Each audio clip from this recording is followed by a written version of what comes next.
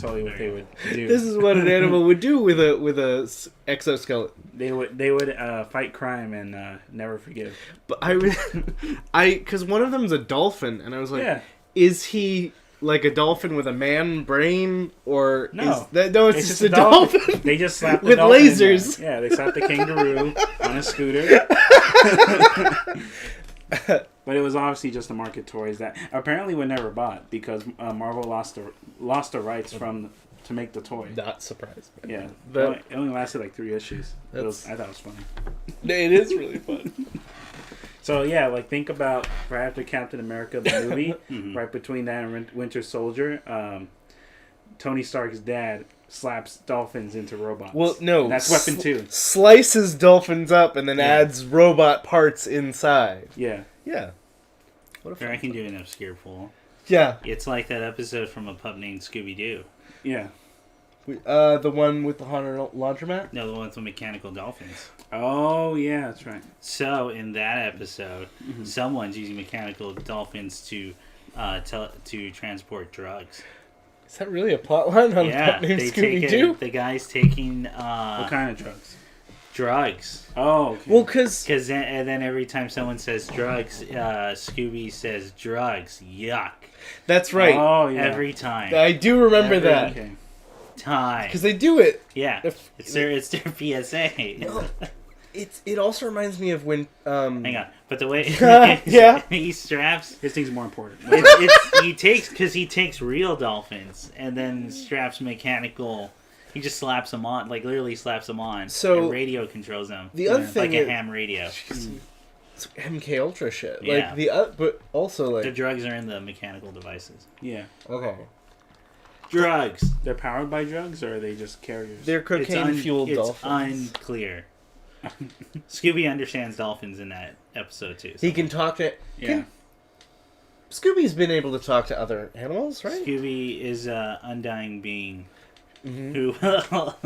He's Animal Whisperer. Yeah. The best. I know we talk about this show possibly too much on this show, I definitely talk about it way too much. but A pup. you know when they did Scooby Doo, where there was all the Twin Peaks references, and it turns out it was in like a continuing narrative. It's like the best version of Scooby Doo. Oh yeah, Mystery Incorporated. Yeah. What about the Supernatural? They'll never episode? do that again. The Supernatural episode genuinely kind of bumped me out. Did you see it? Yeah, I saw it. Did you like it? Yeah, I liked it. You're allowed to like it, Yeah. but yeah, it was just. It's not because of Supernatural. I just thought going back to Mystery Incorporated, I just thought it was cool overall. I think it was just a better interpretation of Scooby-Doo. I liked it a lot. But the moments where they suddenly have mortal bodies that experience pain, that was jarring for me slightly. Remember that moment where Daphne just picks up a belt and puts it on her arm and whips it around so it goes on and it leaves like red trail of rash to check that it's fake leather. That's her leather. superpower. Yeah. She's allergic to faux crocodile skin. Mm-hmm. Yeah, because she's stuck up. Yeah, but it happens so fast and the sound effects are so brutal. Yeah, that's like I remember watching that with a buddy of mine and it like shocked him. He just went ah. Like, you can't do that to her. Memories. Yeah, he's a Daphne person. So Really? Yeah. Oh, really? Chose the wrong card. Back to the wrong. Yeah. Let go around the horn. Which is the best? What is the best member of Scooby Gang? Of the Scooby Gang? Yeah. Who's the best member overall? Who is your member? Your preferred member? Son of Sam. Son of Sam. Solid choice. Ted Bundy's good. Freddy was always last. Ted Bundy. That girl who started Scum. Yeah. Yeah. Yeah. Yeah. The one who shot Andy Warhol. Yeah, exactly. Yeah. Do I count Scooby and Shaggy as a duo? Or like two for one? Or are they both They're individual? both half a person. So they're both half a person. Then it's a combination of Shaggy and Scooby. Is one, Velma close second. If we're counting them separate, then it's Velma 1, Scooby, Shaggy. But I'm of the opinion Shaggy and Scooby cannot be separated. They're like twins. Yes. Who when you separate them, immediately just start throwing up and can't like Son of Sam. They're kind of twins that if you were showing a child flashcards, their other twin would be in a park somewhere screaming, "Red! Yeah. Blue! Do it, Sam. Do it.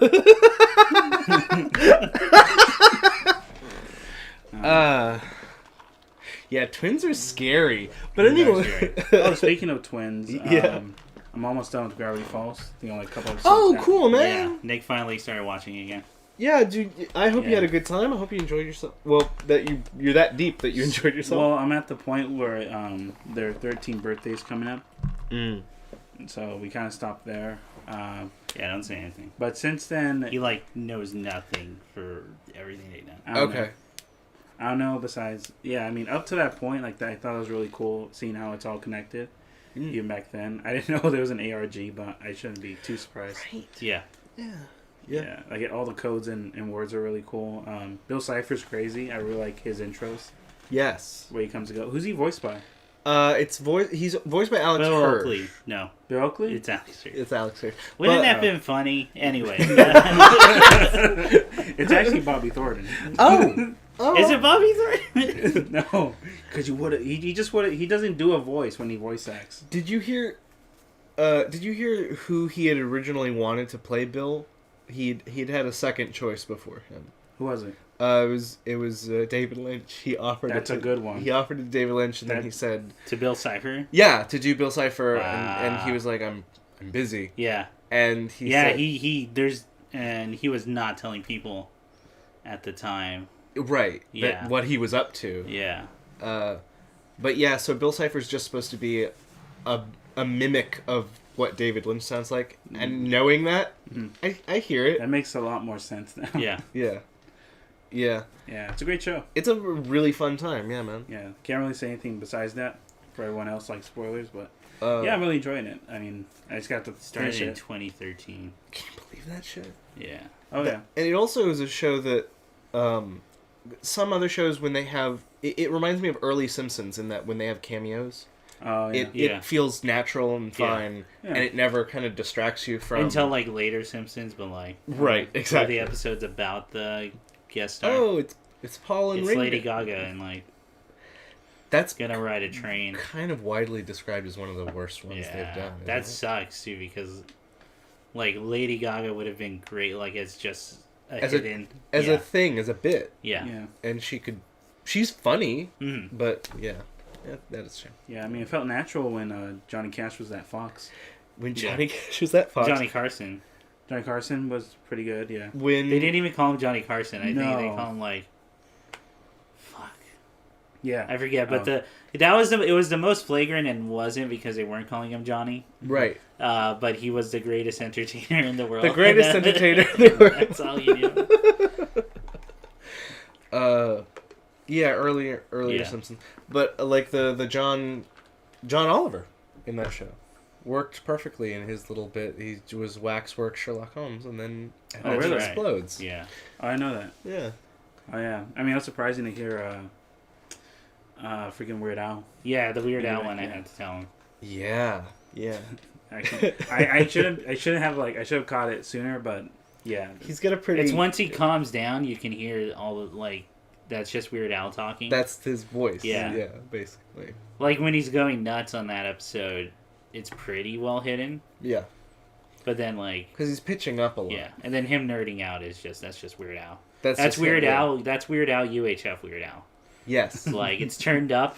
Yeah. But it's not turned all the way up. No. Yeah. It's a great show. Yeah, really fun. I'm glad you like it, man. Yeah. So, Chris, how's Death Stranding? You get it yet? Fucking. Do you get it? It's so great. Do you get deliver it? Boxes. Mm-hmm. You build roads. See, we quit our delivery job to play a game about delivery. Yeah. That sounds fun. It's better because people like it when you do your job. That's true. They're a lot nicer. People don't. Because they're not in front of your face. Yeah. Because you have to go across ghosts and throw piss bombs and... Conan O'Brien. I did see that. Conan O'Brien's in it. Edgar Wright's in it. That totally makes sense. Junji Ito is in it. Junji Ito? Yeah, he's like one of the first people you meet. Okay. Del Toro, but not his voice. He was busy. He was very busy. Yeah. Who else? What other celebrities? Well, the president, Mads Mikkelsen, but I'm trying to go for the side characters. Yeah, okay. Who plays the president? President of Sony is in there. Oh, okay. The new one. President Famitsu. Oh, yeah. Which is crazy because he's like going through legal things right now. Yeah. I don't know where he found the time. It must have been years ago. Yeah. The Game Awards guy. Jeff Keighley. Really? Yeah. He's in there. As weird.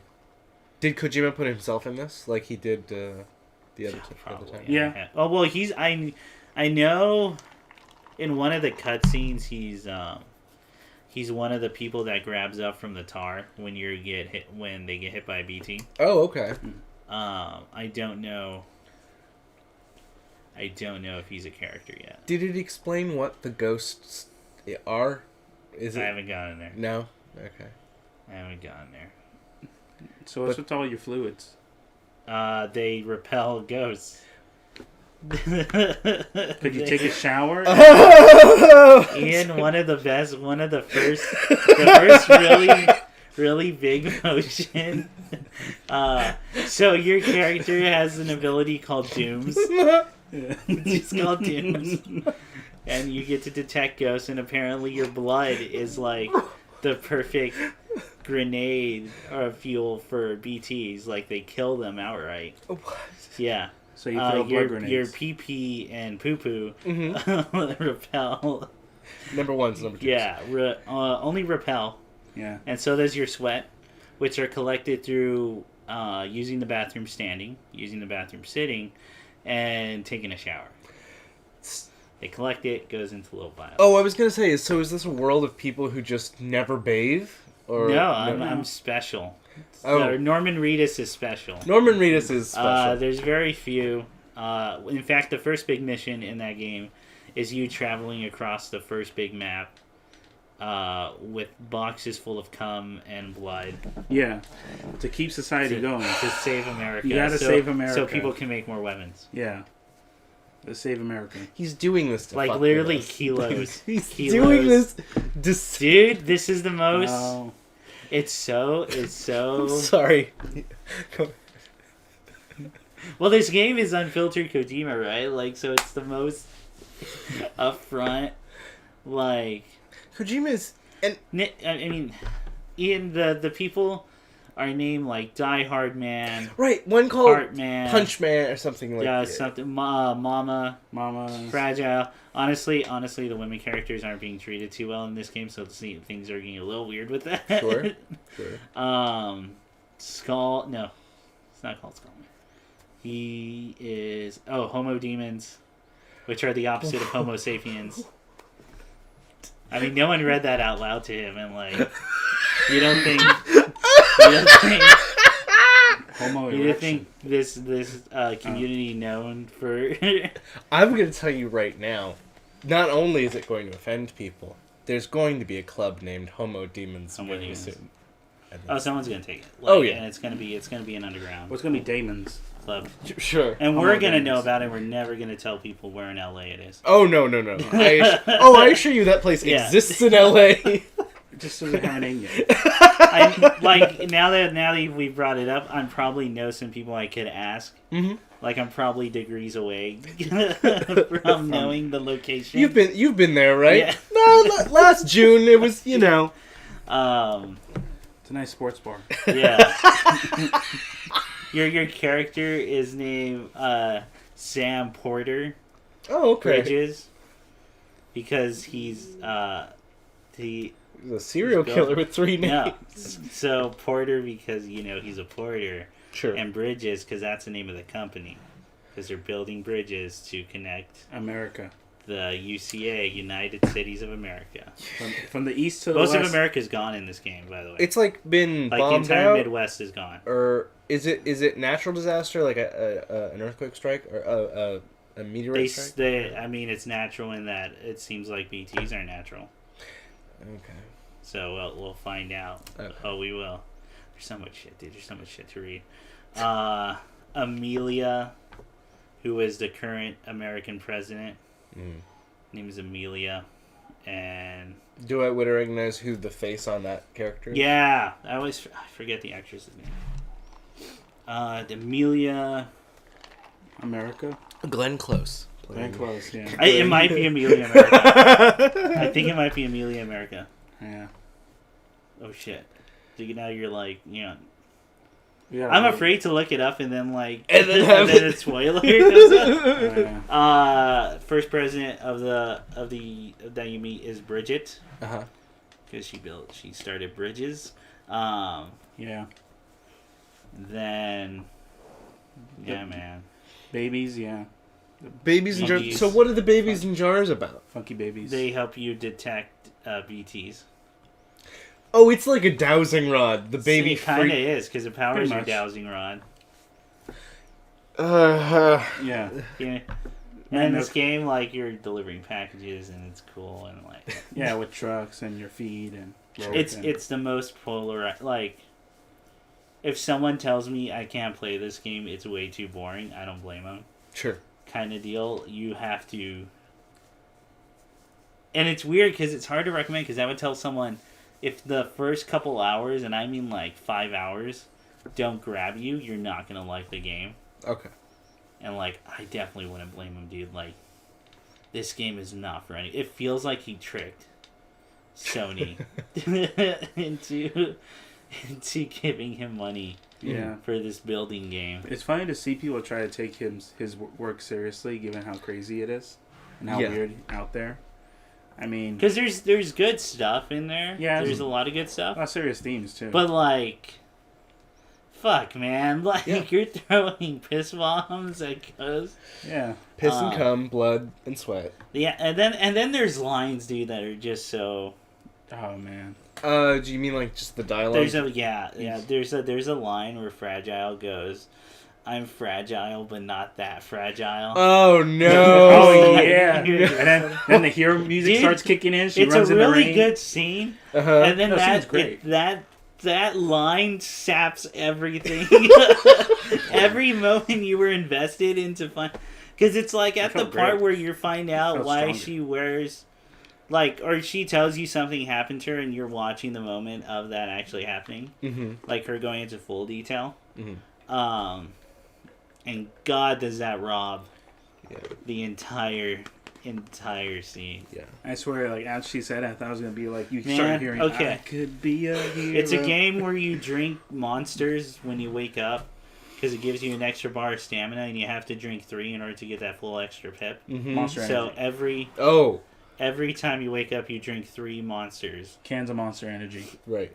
Unleash the Beast. I'm glad you saw my face because because it's also slightly sci-fi. Oh, that's when you true. said drink a monster. True. How silly of me. Like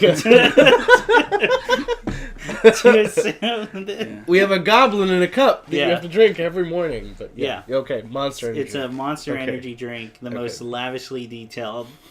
And it's not even just and it's the animation's like 10 seconds long.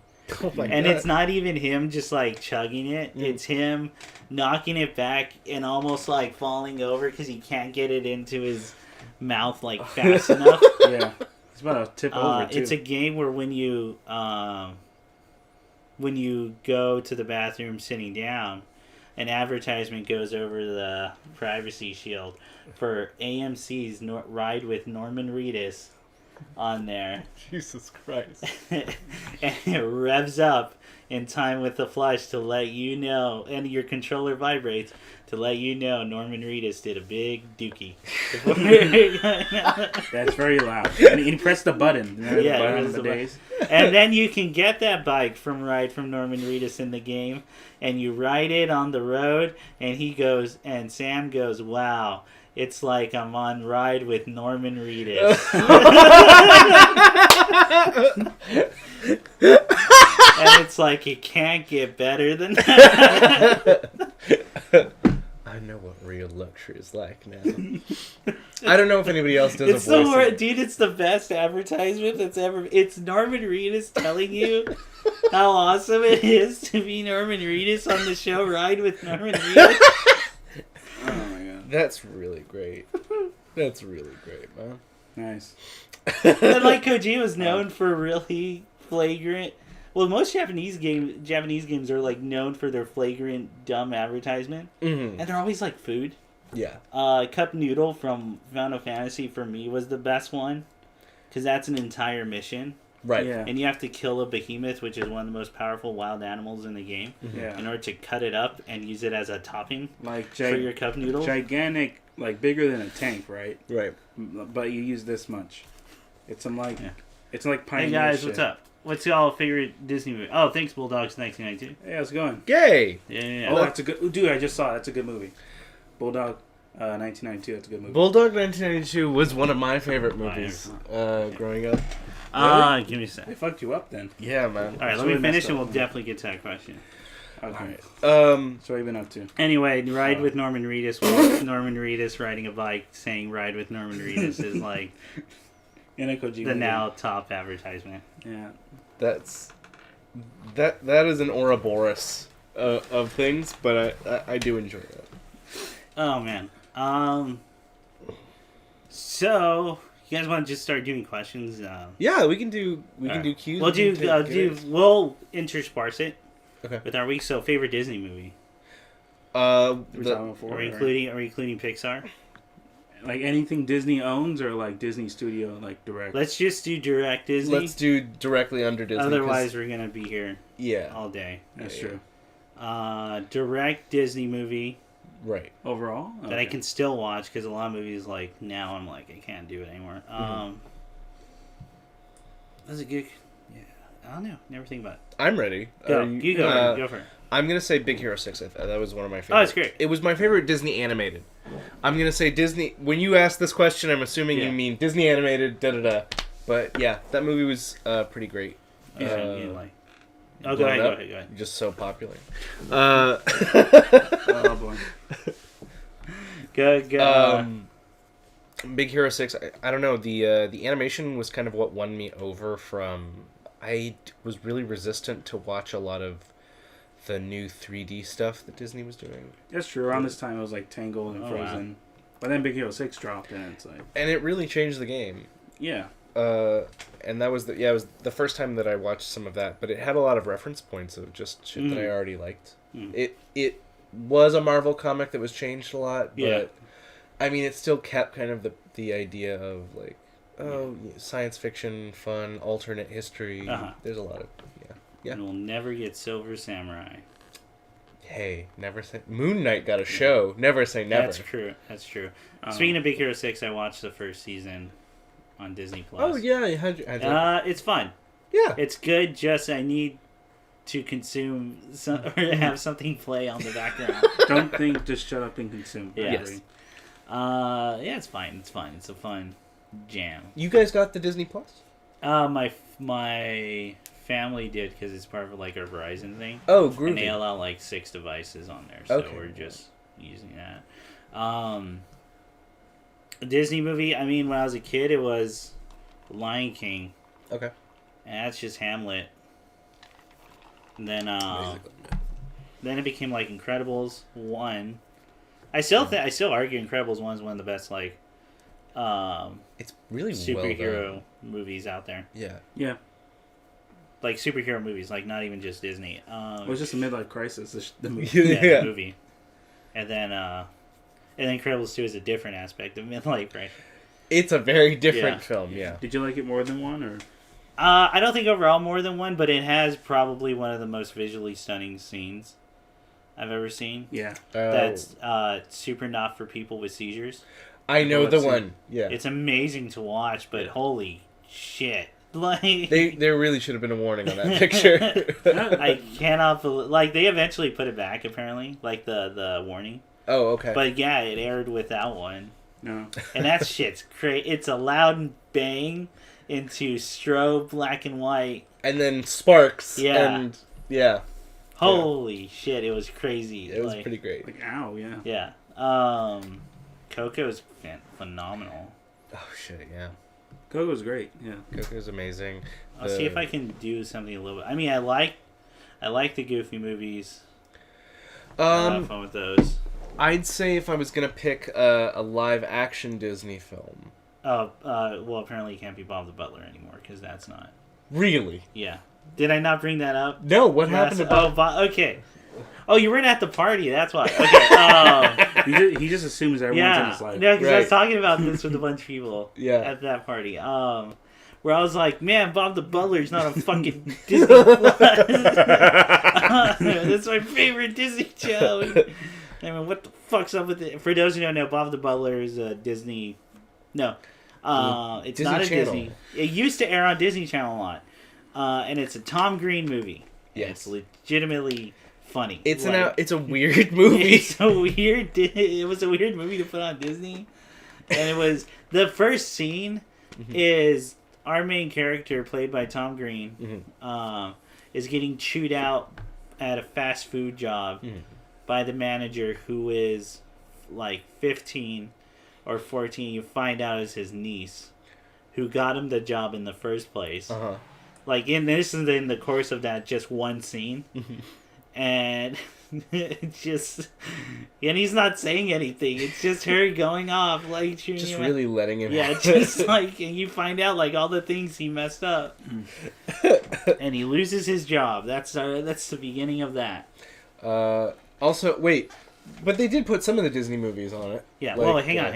Okay. Here's why, because I did a whole thing on why. Okay. It's not a Disney movie. Oh, what is it? It's an independent movie made in Canada, because of course it was. Sure, that by makes Tom Green, and apparently it was only airing on Disney Channel because they did a licensing thing. Okay. To rent it out. Okay. So it'll never be on Disney Plus. What a shame. What a shame. How are we gonna watch Bob the Butler? I wanted to do a series of Let's Watches for Disney Channel movies, and I was gonna start with Bob the Butler, and so I might fucking do it anyway, man. Bob the Butler, 13th year. Xenon, Girl of the 21st Century is on there. Xenon 2 and Xenon Cubed, which is the third Xenon movie. Did you know there's 5 Halloween Town movies? Wait. 1, Calabar's Revenge. Halloween Town 2. It's called Halloween Town 2. Calabar's Revenge. No. Oh. It's called Halloween Town 2. And then Halloween Town High. Right. I think. No, hang on. There's like. Fuck. It's Halloween Town, Calabar's Revenge, Halloween Town 2, and. Wait, were there 3 in between films before? Because there's one university. Yeah. There's one that's high school, then college. It's not college. High school's the highest one.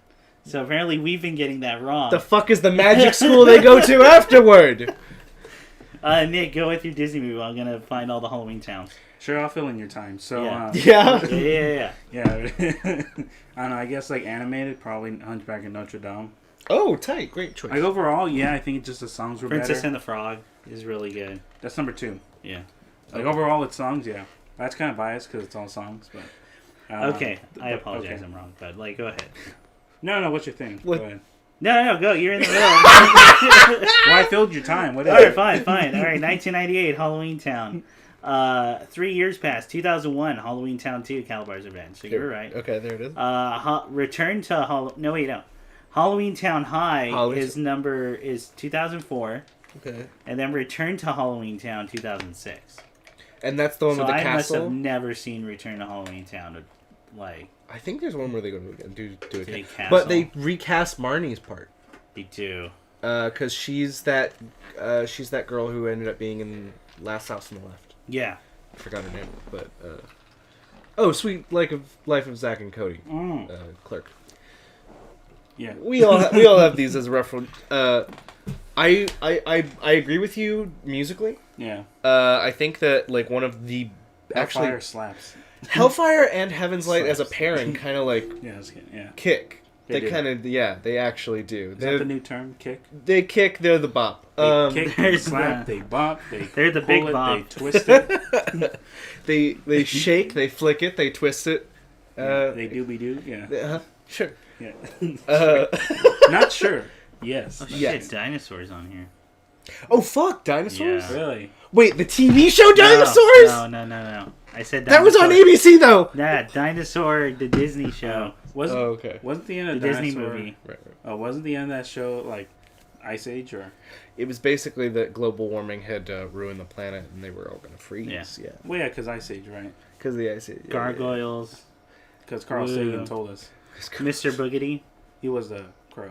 Mr. Boogedy's on here. He was on. He was on. Yeah, he was a news guy. Oh, really? Carl Sagan, yeah.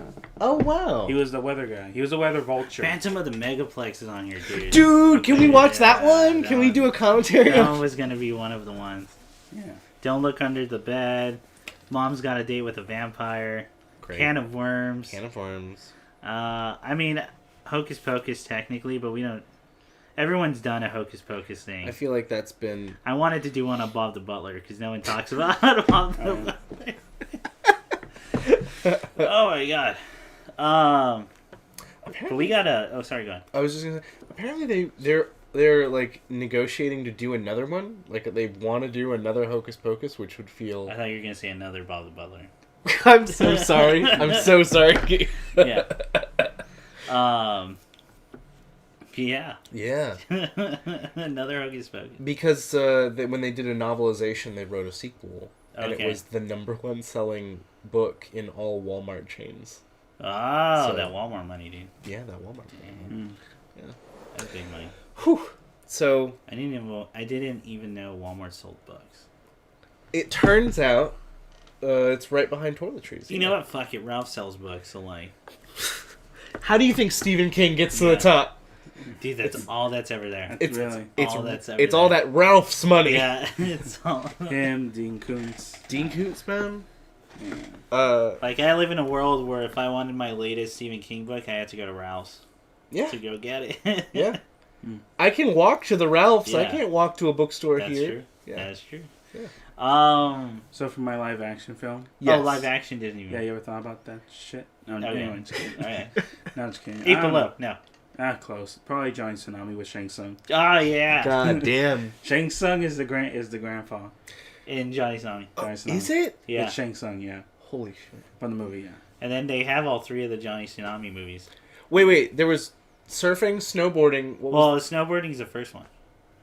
That's right. Okay. Yeah, because he goes from, surfing to Colorado. Or something. Yeah. And then the second one... He's off-road. No, wait. I thought mountain boarding was the third one. No, mountain boarding was... I thought skateboarding was the second one. Mountain boarding was the third one. Surfing was the first one. Okay, just look it up. Yeah, we're gonna... So how was your weekend? Hey, man, I've been alright. What about the Rookie or Old Yeller? What about him? Oh, Paper Brigade! Do Paper Brigade! Sorry. What about the Rookie? What about Remember the Titans? Technically, I guess. Denzel, yeah. Yeah. Denzel's a Disney character. He's gonna be in Kingdom Hearts. Or it's gonna be Training Day. Sora has to go out and learn football. He's in the subway. Oh, there's only Training 2 Johnny Tsunami movies. Oh, really? There are 3. Which one's the off-road? So it's Johnny Tsunami, and then 8 years later, 2007, is Johnny Capahala back on board. Oh, okay, so that's the map. So his real last name was Johnny Capahala. Yeah. Okay. Cool. Sucks. Johnny Tsunami's like way better. It's a They better have Robin flow. Williams Jack on here. Really? Yeah. Yeah. Yeah.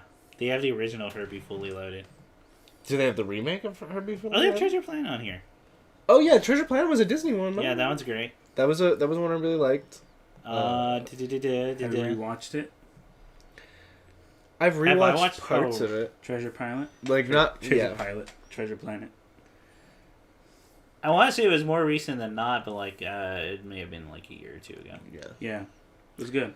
It's a good one, guys. It's a good one. I'm trying to think of other live action ones. First Pirates. Yeah, First Pirates is good. We talk about that all the time. Yes. First Pirates is really, really good. It has still one of my favorite character intros of all time because I can't stop talking about it. Yeah. A man on a sinking ship. A man sailing on a sinking ship and smoothly walks onto the boardwalk as it fully goes under. Mm-hmm. Even though I don't know how it would because there's boards under that. Yeah. Anyway, don't think about it logically. From a cinematography point of view, we're having a fun movie time. It's 10 seconds, I think. Yeah. And it's everything you need to know about Jack Sparrow. Yeah. Everything you need to know about that. Amazingly concise introduction of it. It's crazy. It's crazy. And the rest of the movies are in. Yeah. Yeah. They were visually stunning. Yes. But the story is ridiculous. Yeah, it's just Yeah. I like Tron. Tron the original 1? Tron? Yeah, Tron. Yeah. It's a fun time. Oh, yeah. Yeah. It's you get to enjoy your actors not nightmarishly digitized. Yeah. Yeah, well, they're all black and white. Then they color them in. It's all hand done for the neon stuff.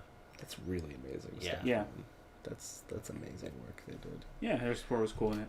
And then the second Tron looked and sounded cool, but like there was nothing.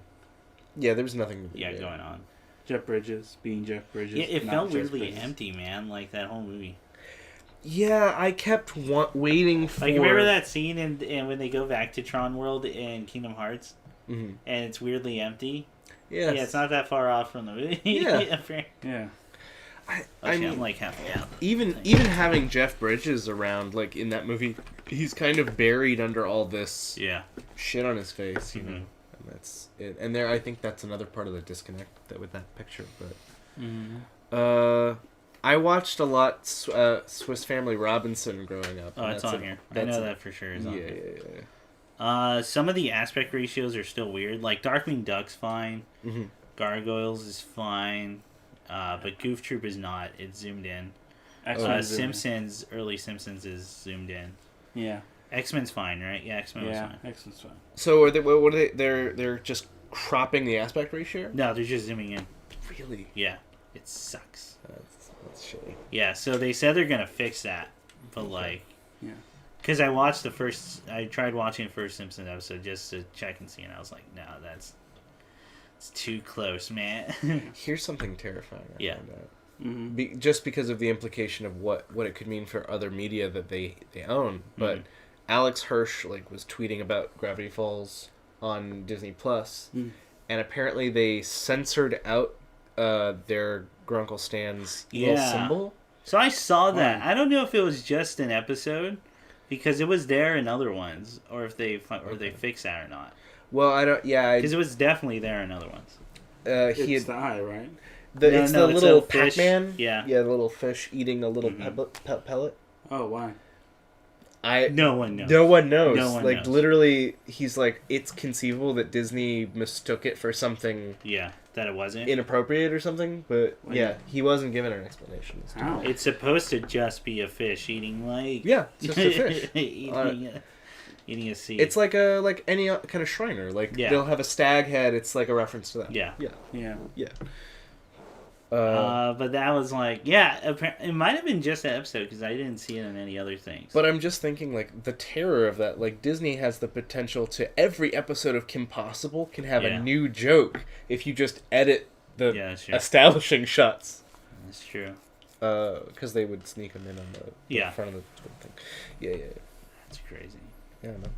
Well, they already do that thing where they insert advertisements into old sitcoms. I had heard about this. Have you seen the biggest example is when How I Met Your Mother was airing. They would retroactively go back to reruns and insert advertisements for the Muppets. Holy shit! Because Jason Segel was in it for that rendition. Fucking crazy, man. Muppet Treasure Island's on the thing, but I did love Muppet Treasure Island. Spider-Man. It definitely has. Oh, which Spider-Man? Spider-Man Unlimited. Yeah. Spider-Man. Oh, the show. Oh, dude. Yeah. Nice. But they don't have Spectacular, which is a shame. They don't have that or Motor City. But they have the original 1950 Spider-Man. Yeah. Well, that's something. That's all you need. Yeah. It has the best theme song of all the shows. Yeah. I think Spectacular was a better show, though. I think it's probably the best Brock I've seen. Oh, no shit, it was a better show. But 1950 Spider-Man. It's more likable and it got memed. And it's the funniest. It's funnier to watch just for everything every decision that was made. Have you guys seen the actual episode where Spider-Man points at Spider-Man? That's become Have you seen the episode where he's J. Jonah Jameson's picking up all the phones? Yes. Yeah. Well, I'm glad we all watched that. All right. So we got some more questions. Great. Okay. A ton from Call Me Applespot. Oh, groovy. Thank you very much. Thank you. They sent me the stuff on Twitter. Sadly, they couldn't make it, but got their questions in anyway. What did you eat last Tuesday is the first one. Great question. Good question. Very good. Oh, no, it's a bad question. I don't want to admit to that. Never mind. I honestly don't remember. Was it McDonald's? It was no, it was leftovers. Oh, was it? Okay. From Popeyes. Yeah, hey Popeyes. Oh, I tried that Sweet Lightning from KFC. Oh, the Mountain Dew flavor. How is it? It's so sugary. It smells. You open it and it smells like those fuzzy peach rings. Jesus. That they do for candy. It doesn't taste as bad as that, but it's so sugary, like syrupy sugar. Oh, okay. That I couldn't even finish it, and then I brought Nick like the leftover drink, and he took 2 sips, and then we threw it down the drain. Yep. So couldn't finish it. So that's more sugary than the voodoo drink that you get. Okay. Yeah. Jesus. It tastes better. Okay. But it's more sugary. If that makes sense. Yeah. Voodoo still doesn't taste good. No. No, it's doesn't. It's not the worst thing. I think Red, White, and Dew was the worst one. Or I think it might have been called Liberty Dew or something. But that one I still argued was the worst one. Voodoo might actually be up there. Voodoo's up there with it. I had a friend of mine who... I should do Mountain Dew reviews. Hey, Mountain Dew, get back to me. Hey, Mountain Dew, you want to throw a few hundo? I always talk about Kickstart and Baja Blast. I'm just letting you know. This podcast has a very pro Baja Blast, everything. I told people to vote on that poll when they were like, "Did you want which flavor do you like better, Baja Blast or the purple one?" And I used my power to try to get. What haven't they say? They said voodoo. No, people chose the purple one because there was a campaign that to get that one going. Because they knew everyone was going to vote for Baja Blast. Everything is politics. It was guys. wasn't even a contest, man. If you tried both, it was Baja Blast every day. Dude, I sometimes go to Taco Bell just to get Baja Blast. I don't even drink soda. And, like, these guys know it, but it's like... Just that one. Just Baja Blast. Like, I get it. Oh, yeah. So what did I eat last Tuesday? I want to say I had... You don't know. I don't remember. We don't know. I'm going to make something up here. Yeah, make something up. Maybe spaghetti. Yeah, be funny. Oh, yeah, okay. Maybe like a big radish. like a grapefruit. Like a grapefruit sized radish. Grapefruit sized radish. Okay. With a bowl of bran. And shredded wheat. You don't get to look like this without really getting into it. Fish oil for my hair. And then I drink like a cup. And I sleep in a bathtub full of lard. Just really good for your skin. Get in my pores. It's got to soak into there. Onion. I ate an onion. A raw. It was those yellow ones.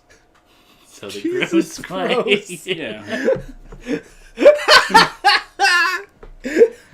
Just like a pomegranate, where you carve out the middle and eat it. But you only eat the. You can't eat part... the shell. That's where people touch it.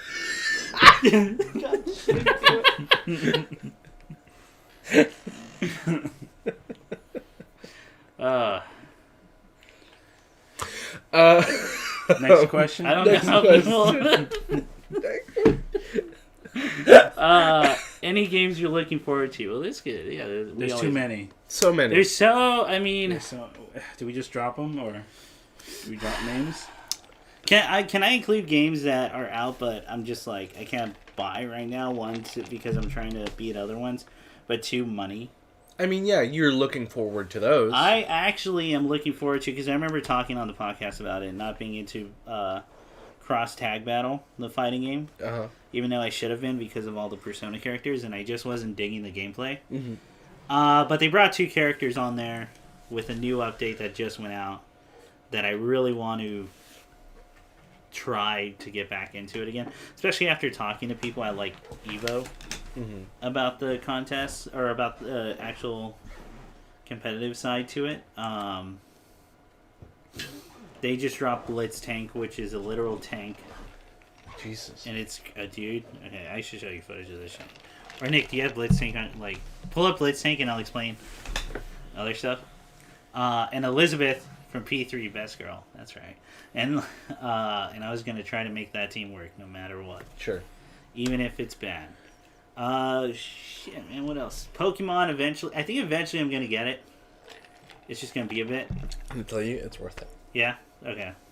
It's definitely got problems, and I think rightfully so that people are pointing them out. Mm. I'm still probably going to have fun playing it, so. Holy shit. Fuck, it's got a skull on its face. Yeah. It's from a game that they'll never bring back called Akatsuki Blitzkampf. Holy fuck. Blitzkampf spelled with an F at the end. Because that's right. Kampf? Yeah, I don't know if you ever looked it up. That's a fighting game where you fight like Hitler. Holy shit. And one of his moves is a giant flaming swastika. Sure. That he uses as an attack. So. Because you want this. They'll never bring that game. Oh no. You want a Blitz Tank mirror match. Yeah. Oh no. I can't wait, dude. I'm so looking forward to footage of that shit. Can you select the same character twice? No. Oh, I looked it up after because I would have just done 2 Blitz Tanks. They're cowards. Yeah. They're cowards because they know. they put so much money to gain the rights for the other characters. Yeah. That's why. What else am I looking for? I mean, FF7 doesn't. Oh God, FF7 doesn't come out till next year. What's the other one? Animal Crossing comes out that same month. Oh, groovy. It's gonna be tough on me because I can just sink hours into Animal Crossing. You could do a lot of things. And then, God, we just did the list. I should just look it up. But it's fine. Any other games you guys are looking to? You want to talk about 7 Remake? FF7 Remake? Yeah, you want to talk about that? Or I mean, there's no new information has come out since I last talked about it. Okay, Psychonauts 2. When does that come out? Oh, wait, yeah. Next year. Yeah, isn't that like April? Yeah, April. Okay, I'm trying to think of stuff like still this year. Oh, this year? It's like right around the corner. Yeah, because a lot of big stuff has already come out. I mean, Death Stranding already came out. Mm-hmm. There was an indie game that I was looking forward to. Can we try? Oh, What Tom comes out in December. Oh, that's right. Yeah. And that's by the maker of Katamari. Yeah. Dude. And that was his first. That it's been 5 years since that first trailer came out. Mm-hmm. So I remember being in college in the middle of it was like night, and I was in like one of the eating areas with a friend, and hardly anyone was there. And the trailer came up, and I went, "Yo, man!" And it's just a cube with a bomb on its head. Sure. Perfect. That game's gonna be perfect. That's a good question. Fuck man. Those are big ones. I want to play Disco Elysium like really bad. Yeah. You should play Outer Worlds. Outer Worlds, I want to play. I need to get back into Outer Wilds. You should check out Disco Elysium. Okay. Because that's the most nuts adventure RPG. Because there's no combat in that game. It's all choices. Mm-hmm. And it's all based on your different stats. But there's stats like electrochemistry. Mm. So how good are you with drugs and your knowledge of drugs and people with drugs. Yeah. Or like you can become a cop. Okay. And then there's different variations of cop. You can become a homeless cop. Who's a homeless guy who's a cop. It's called Hobo Cop. Uh-huh. You can become Superstar Cop, which you act like a cop from like 70s Starsky and Hutch era, like sliding thing. on the but you're not actually that person. You're this gross like person that hasn't showered. Cool. Superstar Cop. You can become Racist Cop. Sure. Apparently, there was a story of someone doing that, I was on a podcast and one of the guys was telling how his friend wasn't paying attention to dialogue choices, and he came back to the game and he's like, "You have now chosen advanced race theory for your character." And the humor's great. Okay. Cool. I want to get into it just because there's so much. Apparently, it was written by this novelist guy. Oh, cool. So there's like a shit ton of writing, and that's Disco Elysium. I want to check that shit out. Okay. Sayonara Wild Hearts. Yeah, fuck. It's time to go. Yeah. There's too many games, dude. Yeah, I'm just gonna remind Chris. Yakuza 7. Yeah. Whenever that comes out. Yeah. Fuck. Do you want to explain Yakuza 7 or? No, I just want to do that. Yeah, let's just do that. Let's drop all the names. There's too many to explain Yakuza. I could go into my Yakuza rant, but we got other questions to answer. Yeah. Okay. All right, Ian, what are you looking forward to? Oh yeah. What am I looking forward to? Oh yeah, that's great. Chris, you got. No, it's my pocket. Chris. I'd say the one that I'm most personally excited about would be the follow-up to Breath of the Wild. Oh yeah, whenever that comes out. Whenever that comes out, there's nothing solid about it that's known right now, but No. just that. Other than that's canon, canon in that thing. And apparently people found out and decoded the words on the arm. Oh, cool. And it might be the original Link, like the Link who originally slayed Ganon. Oh wow. Because it's supposed to be like a resurrection thing. Well, the one thing I had heard is that it's going to be more kind of tonally close to Majora's Mask. That it's going to be a darker, probably kind of story. Yeah. Mm-hmm. So, I mean, all of that makes me excited, and I thought that the look of the last Zelda was fantastic, and also it was a legitimately open-ended game. In that you could do whatever the fuck you want. It was my favorite open world game. Yeah, it was great. Or it still is. It's pretty great. Yeah, so I'm excited about that most. For sure. Anything else you're looking forward to, Nick?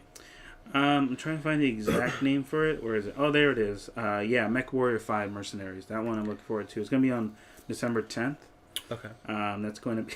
God, this fucking... Anyone who doesn't know Mech Warrior series, you got to look up, their posters. They're freaking crazy. They really keep the early 2000s, look to them. Yeah. Yeah, when you look at it, it looks like 2000, but... I'm really into... Because I'm really into... that new Gungrave game? Nah. Because you still gotta play the Gungrave VR game? I gotta catch up, yeah. Yeah. Yeah, I gotta stay in character, You have to get back your Gungrave iPod skin. Yeah. Yeah, I had one. Oh, did you genuinely have one of those? Yeah. Okay. Apparently it's true that Gungrave iPod skin was one of the most popular iPod skins ever made. There wasn't much out there. No, because it was that. It was that perfect tone of edgy. Yeah. It was the 2000s. It was perfect. It was the perfect peak time for it. Peak time, and it peaked really hard. And now we're here. And now we're here for the VR. Sure. So yeah, I'll play it. I mean, I wouldn't mind that because you can't really take them seriously. Mm-hmm. Right. Mm-hmm. Yeah. I'll buy it, okay, man. To do it. Yeah, it's about. I mean, there's obviously all the ones like you said in 2020, but that's going to be far beyond. Yeah. I'm just trying to think of whatever is coming up. Yeah, December or January. Yeah, that's kind of it for now. Gotcha. Okay. Are there any genre tropes you'd wish to see taken another way? So I guess there's another way to reword this where it'd be a twist on a genre trope. Okay. So that's a big one. Let's try narrowing it down to let's do sci-fi. Okay. That'll help. It actually takes place in space. It isn't in night. It actually takes place at night. It isn't God damn it. It actually looks dark and not super bright. Yeah, but if it's in space, it's always nighttime. That's true. God fucking damn it. That's a good trope. It's always daytime too. Yeah. Let's see. A sci-fi trope that I would tweaked. Taking another way. You go next. I've got okay. it. Let me think about shoot. That's a good question. That is a good. You know what? Here's one. Yeah. It is something that you technically can find, but it's not as common. That humanity is the terrifying entity in space. Ooh. That everybody is actually maybe inferior is not the word, but usually when aliens come to Earth, it's they're 9 foot invincible and bleed something that can kill you. Yeah. What if humans humans are the soft meat bags not involved? Exactly, but what if we instead were actually some of the most robust life forms that were out there? Well, that comes up too sometimes where any physical stuff would hurt beings who have gone beyond that or whatever. Mm-hmm. Gurren Lagann, you can argue that humans are the are the biggest baddies in the galaxy. Got big penis. Yeah.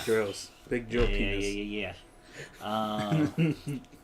Sounds. That you can argue. But that's what happens. But that's a good one. What if like we weren't the lowest That's tier what anymore? happens. You know? Yeah, what if it turns out like all the characters you're following are like descendants of invertebrates? Yeah. They're soft, squishy creatures. Oh, District 9. Yeah. Okay. District 9's like that. They're still technologically superior, Yeah. but and I think strength-wise. They can But be in dominated. terms, but in terms of like interpersonal and like interspecies intelligence, they are way below. Yeah. Although one can argue that it was just a way we would just not help them at all, and that would be a way. Right. But they were supposed to be the lowest on their totem, like Yeah. in their society. Yeah. So, like they were literal slum, like dogs for that. Yeah. So maybe that. Yeah, something like that. That's a good one though, man. I'd be interested in seeing a version of basically like every planet we go to, regular humans Yeah. are just like Kryptonian strong Yeah. compared to everybody else. I was always bummed out about like humanoid shape aliens, Yeah. Yeah. and they have to be intelligent, whereas like, what if they're just a weird thing? Dude, that would be more terrifying. Yeah, What if we it's like a found dog, aliens super smart. and physically are identical to us? Yeah. Which mathematically improbable, but Yeah. let's say. But mentally not even close. Yeah. Like we found a whole race of people, but they aren't us, and Mhm. also they have the intelligence of like you said, like a newborn pig. Yeah, or something. And then it's like a dog that's like, there's a creature that's like bipedal or with like 6 legs. Yeah. And they're the actual hyper intelligent. Oh, what like, Yes. and then they're kept like stock or animal or pets or something like that. Maybe you can do anything with that. I'm just saying how intelligent beings are always portrayed as humanoid. Yeah. Like they have to be upright and all that. Well, Whereas it's only intelligent on our planet because that's what's the highest benefit evolutionary wise. Yeah. Whatever their planet was, you can make up whatever bullshit like physics and stuff works on that planet, Yeah. and then have what species would work the best in that condition, Yeah. and then they would be hyper intelligent. Well, I mean, that goes back to the kind of thing of Star Wars, Star Trek. It was probably just kind of moment of use laziness. Like it's easier to just get a guy in a suit than make a Muppet. Yeah. But like realistically, like Star Wars and Star Trek, even afterward, kept that trend of That's what I'm saying now. Like you would, at least sometimes you get those things where it's interdimensional beings that have no like corporeal form. Sure. It's all. They have transcended beyond that. It's 2 legs or gas. Yeah, it's and 2 that's legs or gas for hyperintelligent. What about like a big? Well, no, they do big planet stuff. There is like super smart. You mean like a planet that is sentient? Yeah, there's and that alive? manta ray in like Cybertron. Futurama. Cybertron. Cybertron, the manta ray in Futurama. Oh yeah, that's right. So he's a planet. Yeah. Or it's a star. Or is it a planet? I think it's a planet. Big Brain is also kind of a planet. Oh yeah, if they're big brains. Yeah. They're just flying brains. And then the father. Also, why do brains have to all look the same? Don't they all look We're all the same on the inside. On Earth, but I mean like... Oh, like okay. Yeah. I'm saying have more fun with designs. It's like a brain that has 4 lobes or something. Yeah. Well, in the Darth Vader Marvel comics, actually, one of the planets where the Wookiees come from is actually a giant turtle. Really? A space turtle, yeah. No, I'm sorry, a space whale, and then the sister planet is a turtle. Sure. Oh, wow. In space, but it doesn't matter. But I guess my trope would kind of be more aligned with... I don't know, because then it's like preferences, right? Like you... That's true. Because it comes down to like what you prefer to see in media. Yeah. I don't know, I guess I like... Well, tropes only become tropes because they were highly preferred Right. At the to time. other stuff, so... Well, I don't know, I guess like maybe, that usual trope of like freaking man falls in love with the AI machine he created. The only time I seen in a way I like it is probably David Fisher's like Her with Joaquin Phoenix. Mm-hmm. Yeah. Maybe I just really like the overall idea of it, where it's actually a healthy relationship. Yeah. Yeah, but it's not as fun as like seeing them go crazy. Or Is that the one with the mannequin? No, that's the one with the Little pocket. Oh, okay. Yeah. Gotcha. As you said that, I then immediately thought like You know what would also be great? Like, in a lot of those stories where man falls in love with the machine, the AI, the robot, it's always mutual. Yeah. It's always like, what if the machine was like, oh, that's cool. Yeah. That's cool. It's either mutual or the machine's like, or the incapable. Machine's, no. The machine's either incapable, or is the one on the one side of love. Like they're the one in love. Yeah. What if it was the other way? That would be really interesting, actually. Oh god, like. Listen, David, I'm just supposed to like. Yeah, you work can say your a lot phone. about that. Because that's someone who you always have to be in contact with. Yeah. And they just can't. So you can talk about how horrible that situation is. Yeah. You can do some. You can do some stuff with that. That's a boss-employee stressful relationship. Yeah, one. it's a power relationship. And two, it's the idea that at this point we have already presupposed that machines have personality or individuality. That it's like, oh, they have the ability to say no. Well, and the machine's always gendered, like it's always supposed to be, and that's just the way humans make stuff. Objects are have to be machines have to be female oriented or women. Tend to be. Yeah. Well, Android females because you can't fuck. But I mean, like, what a robot? Like, what if it's just a robot voice? Oh, like monotone, like it's a machine. Flat. You get a bigger penis. Yeah. So you're I want to go all the way with someone's in love with the box. I want someone to fall in love with Boxy from Futurama. Yeah, from Futurama. Yeah. Get him, Boxy. Oh, you want the freaking... I want it to be... you want the mop bucket that falls in love with Scruffy. No, just make it a car, man. Make it a car. Because that, people will relate to that. Yeah. I'm worried about how much people relate to that. The car doesn't talk. It speaks in revs. Oh, no! No! No, it can also speak through the navigation device. So it'll just... but what's the voice on that navigation? Oh, it's a flat... Has to be the flattest tone, like...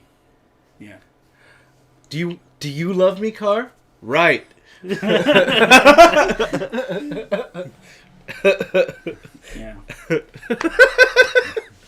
So then the response is just, oh, I knew it. Left. Well, I don't know where this relationship is going. Listen. Not everyone wants to fuck their toaster. But people do. They try. They try. You read that thing about the guy who fucked like 87 cars or something? Yes, those car fuckers. Yes, and the guy got stuck in a bench, yes.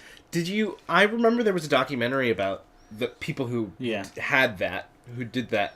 Yeah. And they were the weirdest one. There was the weird one was this woman who had like object love. Hey, you gotta check it. Oh, shit. Oh, fuck. Give me 1 sec, everybody.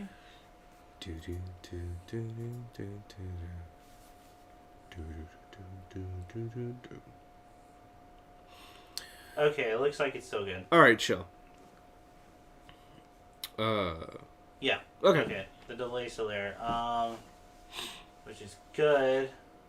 Okay, it looked like on our end. It didn't look like on their end. Okay, cool. Let us know if everything went well, but it looks good on our end now. She was in love with part of the Berlin Wall. Oh, I heard about this one. Yeah, you remember? Yeah. Wasn't there someone who married a Ferris wheel? Yes. Well, that we just recently had the guy, the person marry, and this is where it gets weirder, right? Or at least it gets harder to talk about because things get more complicated. Where it was the AI on that dating app that was on the 3DS. Yeah. And they're officially married. Yeah. This is Japan. Yeah. And that's another trope that I want to get to or get away from, like specifically cyberpunk. That's always Japan. That it's Japan and America. Japan and LA. That are the mix in. Sometimes New York. Sometimes China. Sometimes China, yeah. But it's one of the big... And that's just because of origin-wise. Yeah. Where cyberpunk comes from. Well, Hong Kong looks cool. Yeah. That's why they do it. That's why I know it's for Ghost in the Shell. Mama Oshii said they pick Hong Kong's like layout and look on the streets because it looked cooler. Yeah, visually it's great. But I do agree with you. Like, I think there's some parts of other countries that can be more unique. Yeah, I mean, you talk about all the time why Japan was chosen for Blade Runner. Yeah. And that was because of the xenophobic fears that were going on at the time. It was supposed to be like a play on like the globalization. Yeah. But I feel like you can probably do a bunch of cool stuff with other cultures now. Like, one of the cool things, I mean, it's not sci-fi, but it's fantasy, is Indivisible, and that's heavily Southeastern Asian countries. Yeah. Where it's like Tibet, Philippines, Thailand. Definitely Indian, like Bali. Yeah, Indian, Bali. Mongolian even. Yeah, so I would argue, why not do other countries? There's a big Afro sci-fi is always a thing, so maybe like more into that style. Plus, there's like kick-ass architecture and like there's a lot of cool visual places all over the world that you just gotta look more. Yeah. Like Africa's got a ton of really great ones. Well, there's the Lotus building. I forgot what it. I think it's like a concert hall, but it looks like a huge lotus flower. Yeah. It'd be lovely. Oh yeah, South America, the pyramids in Central America, like in Mexico and all that. Oh yeah, those would be cool. For like you can do those for like different ways, or the way mountain like towns are built. And do that for a sci-fi thing. Yeah. Especially if you got like flying cars, people can actually fly to that shit. I think they call that. See, there's Frostpunk. Oh, sorry. Sorry. That's what they call it. They call it Frostpunk. Oh, it's called Frostpunk. Like Dead Space 3, like that kind of thing. Yeah. Where it's in the mountains. That's what it's called. Okay. There's actually a game called Frostpunk where it's like a tycoon, but like it's a civilization in the mountains. Yeah. Okay. Cyberpunk thing. But yeah, I would want to see that. I'd be really cool. Into like because it's rad to see, but like. Give me something new, man. As you described it, like just thinking of the color palette for like a Latin American city, like let's say Rio, like you did a steampunk version or a cyberpunk. You already got neon colors going on, man. Yeah, exactly. Everybody has like looking like fuck, man. Cool. And just the idea of like what would you do with the it's already a town where if you look at a lot of the wiring in places like that, like it's just cables out. Well, same when I was in PR, like you see that like that's just how it looks like, good God, what could you jump to? There's places, and if you want to go for that overcrowded feeling, there's a bunch of like shanty towns that you can go to. High density places. Yeah. And then plus, like most now, the world has become like some of the highest concentrated tech places are in like India, Africa. Yeah. Fucking what's that big city with the skyscrapers? In the Middle East, or in Dubai.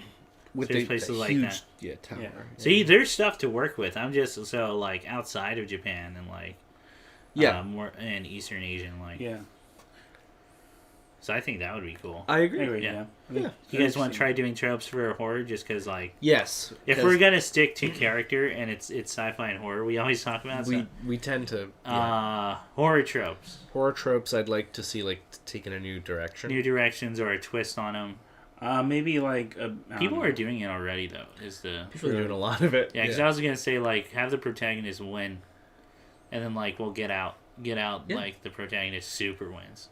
He was supposed to lose, and it was supposed to be the hardest lose ever. Like and soul crushing, like not horror losing, like soul crushing. Well, like when we all first saw it, I think like an audience who just lives. I've heard enough of this phrase today, but when you live in a society. But, like, when people see him on top of her, and then the lights go, dude, everyone in our theater... Collectively. Everyone in our theater, you can hear hearts hitting the floor. Yeah. Like, not even an audible, like, gasp, not a scream, but just... And it goes into, like, the biggest cheer at the end of the, like, movie. Yeah, man! Because everyone's, like, happy. Yeah. No, he made the right choice going the other way. Like, I agree. Well, it's supposed to, they show like the deleted ending. Yeah. Where he goes to jail. It just doesn't say anything. Yeah. And then there's there's one written where he becomes part of the plantation. Oh, for real? Yeah. Where he didn't get out? I didn't even they didn't even film that one, right? Like it was just written. It was just one of the first drafts where like he became part of the plantation. And the idea was that his friend comes in with the cop car and pulls him out of the plantation. Oh wow. Yeah.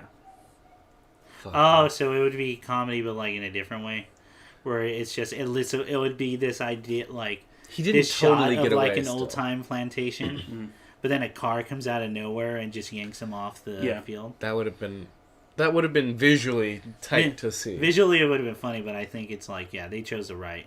Yeah, they definitely chose the right ending. Well, I mean, because then it would imply a sequel. Yeah, that's true. If that was the ending, I mean, and I think that like he doesn't want you at that part of the movie to think too hard about the fact that like there's plenty of other people who had this happen already. Yeah. Implicitly. Oh yeah. And they're out there somewhere, presumably. Yeah. Do we need to see it again? I mean, I'd be happy. And it's a tough answer because I don't even think the answer is no. I think it's like a weird. It would depend who you're showing it to. Yeah. Yeah. That one's tough. So I like horror movie. I don't know. I want monster movies to come back. That's just me. The creature feature kind of deal? Yeah, I want that. I get that. It Follows was kind of close. Yeah. But It Follows was kind of... I never even sat down and like watched the whole thing. I've seen like bits and pieces. But to me, I always felt like the concept was underplayed. Yeah. The music's great. The music's amazing. Yeah. I really like what the director did, like, just as far as his shooting style. Yeah. Yeah. Constantly making you... Yeah. No, I realize I'm on, like, the small island in this. Because, but I think it's because I watch so many creature features. That I'm like, nah, you could have used the monster better, man. Like, anyway. Yeah. Trying to find the name of a movie. Yeah. You know, I gotta say, I'm getting kind of tired of psychological horror. I'm with Chris. I want to see more like creature, or like maybe I just saw like Food of the Gods 1 and 2. Oh, nice. Those movies are crazy. Yeah. But I loved it, but because like it teetered on both, where it's like you clearly see the psychological disturbing aspect of it. Sure. However, you see the absurdity of these giant rats in a pool. Yes. Or this giant child like in like, get the fuck out of it. But like I want to see more of that, and maybe like avert away from psychological or the constant thing of like or if it's psychological, go real crazy with it, man. Yeah. Do dreamscapes. Do like. Well, I guess we want like visually stunning stuff in that, right? But, like, well, because it'll make sense to demand that if you're. I mean, it'd be different if we demand something visual in a book, but if we're watching a movie or a show or like a comic, you gotta. Yeah. Like something like Sandman. I think Sandman, when it has the horror moments.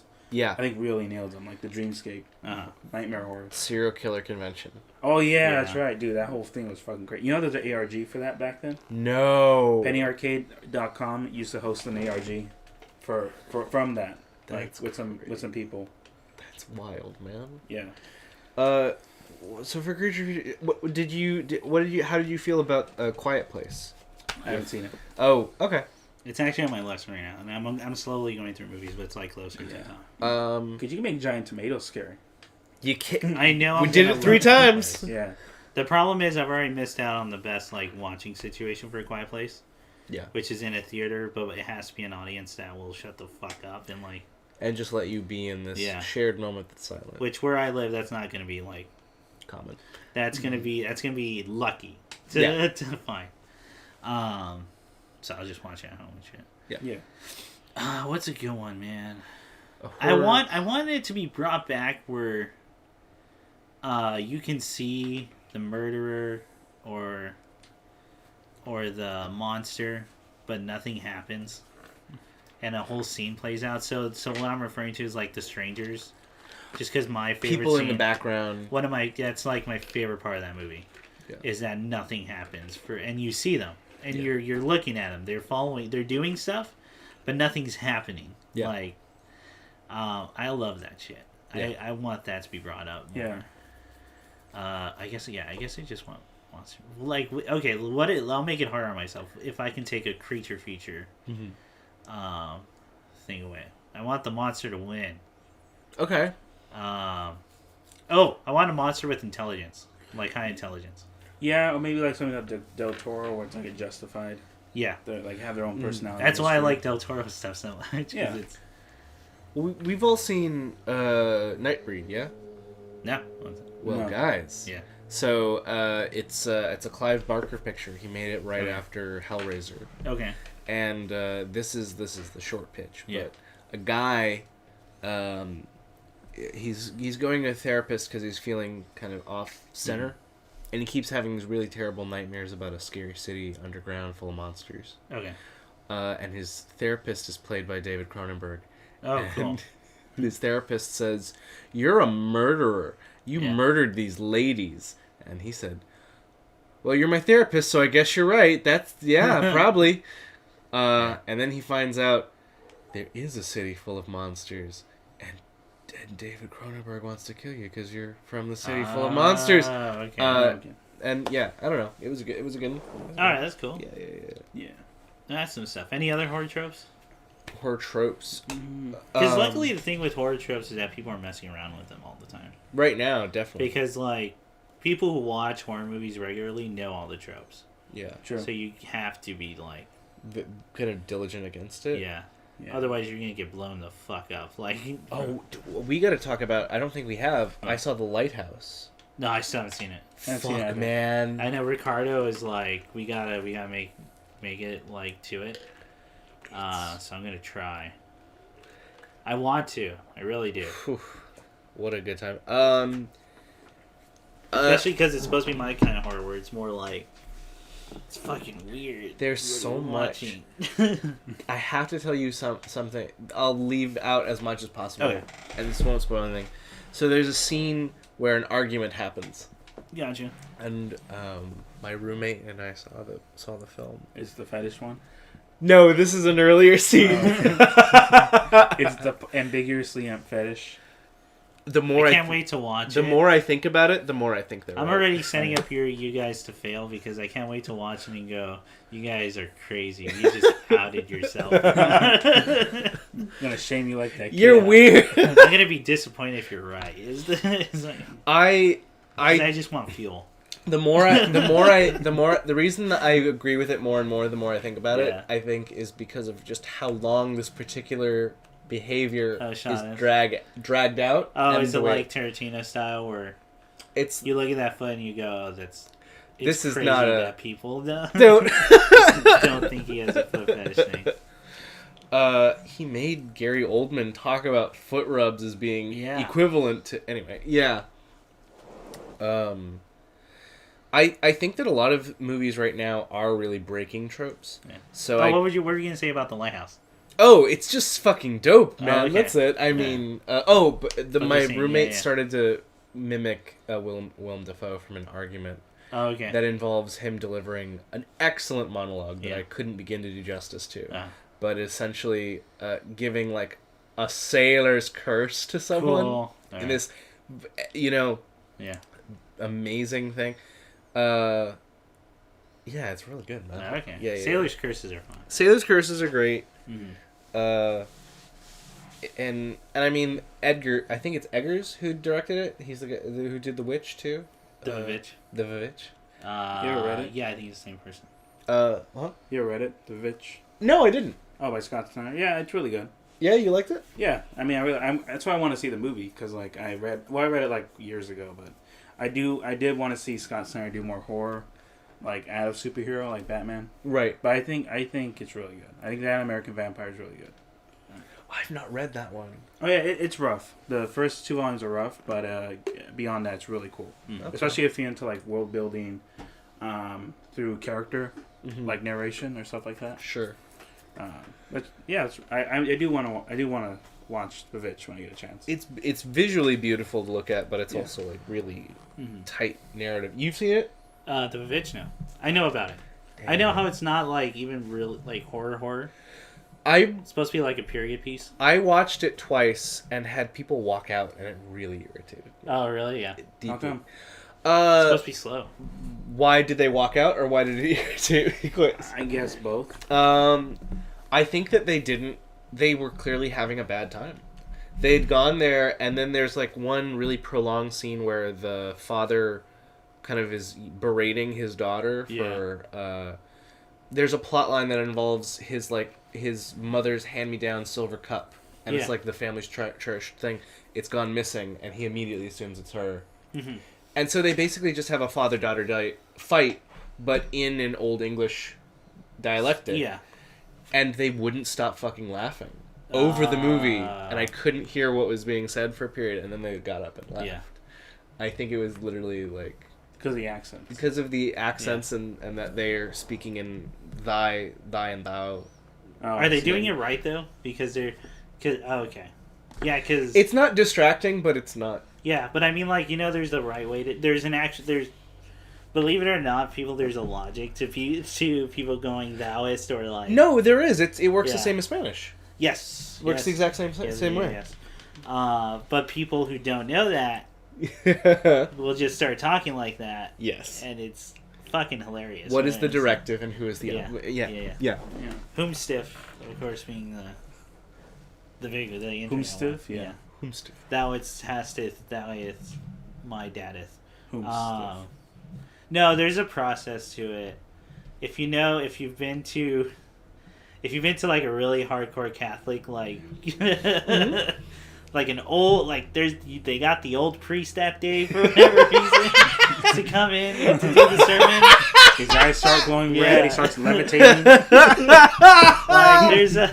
there is a logic to it. You know what has a bad? I've never brought it up, but there's this game called Octopath Traveler, and one of the characters you can play as, she's awesome in every aspect. She's fucking annoying to listen to because she's not doing it right. The Taoist has it. She's the only character that talks that way too. Ugh. And it, like, as someone who knows, it's distracting. It's fucking distracting. That was the first character I chose, so that was a bad first start. Yeah, and it's actually unnecessary. It's so unnecessary. She's the only one that talks like. But just to bring it back around to before, the Lighthouse does similar things with language. Oh, okay. In that it's a dialect. There's a dialect. There's a regionalism. There's what is it, like Northeast or like? Well, yeah. So Robert Hampshire? Pattinson is from New Hampshire, and he talks like that. And then and you have to go to people and go, you make fun of these accents. These are people. They're real humans. They're humans. And then Willem Dafoe's speaking in like a very old dialect that's like early 1800s inspired. Okay. So he's clearly supposed to be kind of set out of time slightly. Okay. No. But it's good. That's cool. It's good stuff. Yeah, no, I'm gonna definitely check it out. Which goes into the next thing of one of the questions Call Me Applespot asked is what's some horror recommendations? Horror recommendations. Ever? Videodrome. I talked about it last time. Videodrome's great. Ever in or general? Books or movies or... Videodrome, if I had to give a quick thesis that doesn't really spoil anything, Videodrome is about how the consumption of media has an inevitable conclusion where our desires to keep watching the most stimulating things will just end up with pure uninformed violence. Yeah. Or violence without meaning. Mm-hmm. Yeah, that's tough. It's about a lot more, but that's like... That's a rough. Yeah. Like, in general, probably... Like, usually the first one I think of is what I read recently. Probably, Trail of Blood by... He did Flowers of Evil. It's his latest work. Oh shoot! Yeah, I forgot his name, but it's his latest work. That's abuse. That's the horror. It's kind of like a thriller, but overall it's a horror. But it's more like a parental abuse horror kind of thing. Right. Yeah. Going.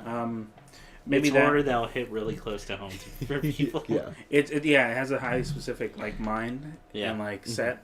Like a set audience in mind. However, I think it really nails it. Even if you're someone who may not understand but wants to like know what goes into the mindset of that. Probably that and Bokurano I would choose, but those two will not make you feel good. I'll just tell you, they're not fun. Yeah. Like they're not.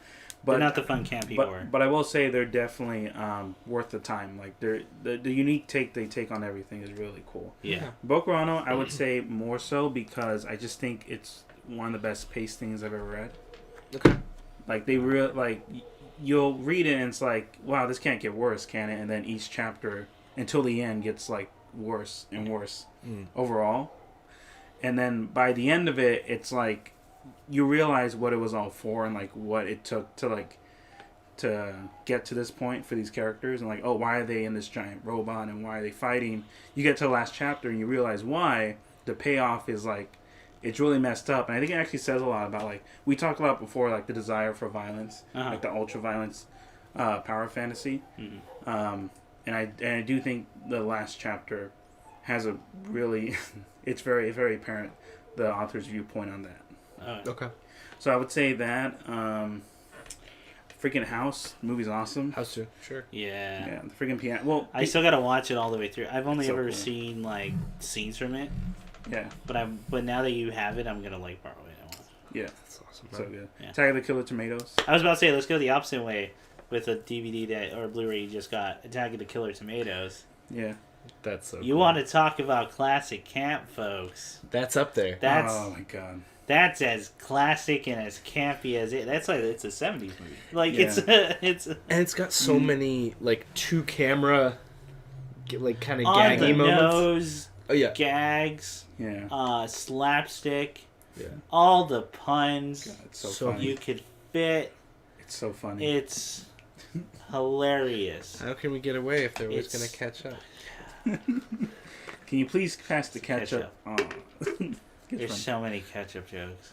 So many. Like, man, you gotta watch. You gotta watch. It's. It's astonishing. I feel like Attack of the Killer Tomatoes kind of are in the same realm as. Yeah. Stay with me, Airplane, the movie. Oh, absolutely. Both. I agree. Absolutely, same type of humor. Same thing. Same type of humor, different movies they're parodying. Yeah. Like, yeah, it's same. I agree. If you like Airplane, you'll like that. If you like horror movies and Airplane, you'll really you'll like fucking it. love Attack of the Killer Tomatoes. Absolutely, same type of humor. An underrated horror film.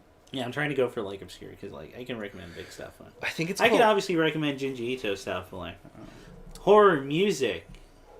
If you're looking for disturbing, kind of spooky sounds, you can't get enough of those Halloween sounds. But you want something on the more, like Keeps it real.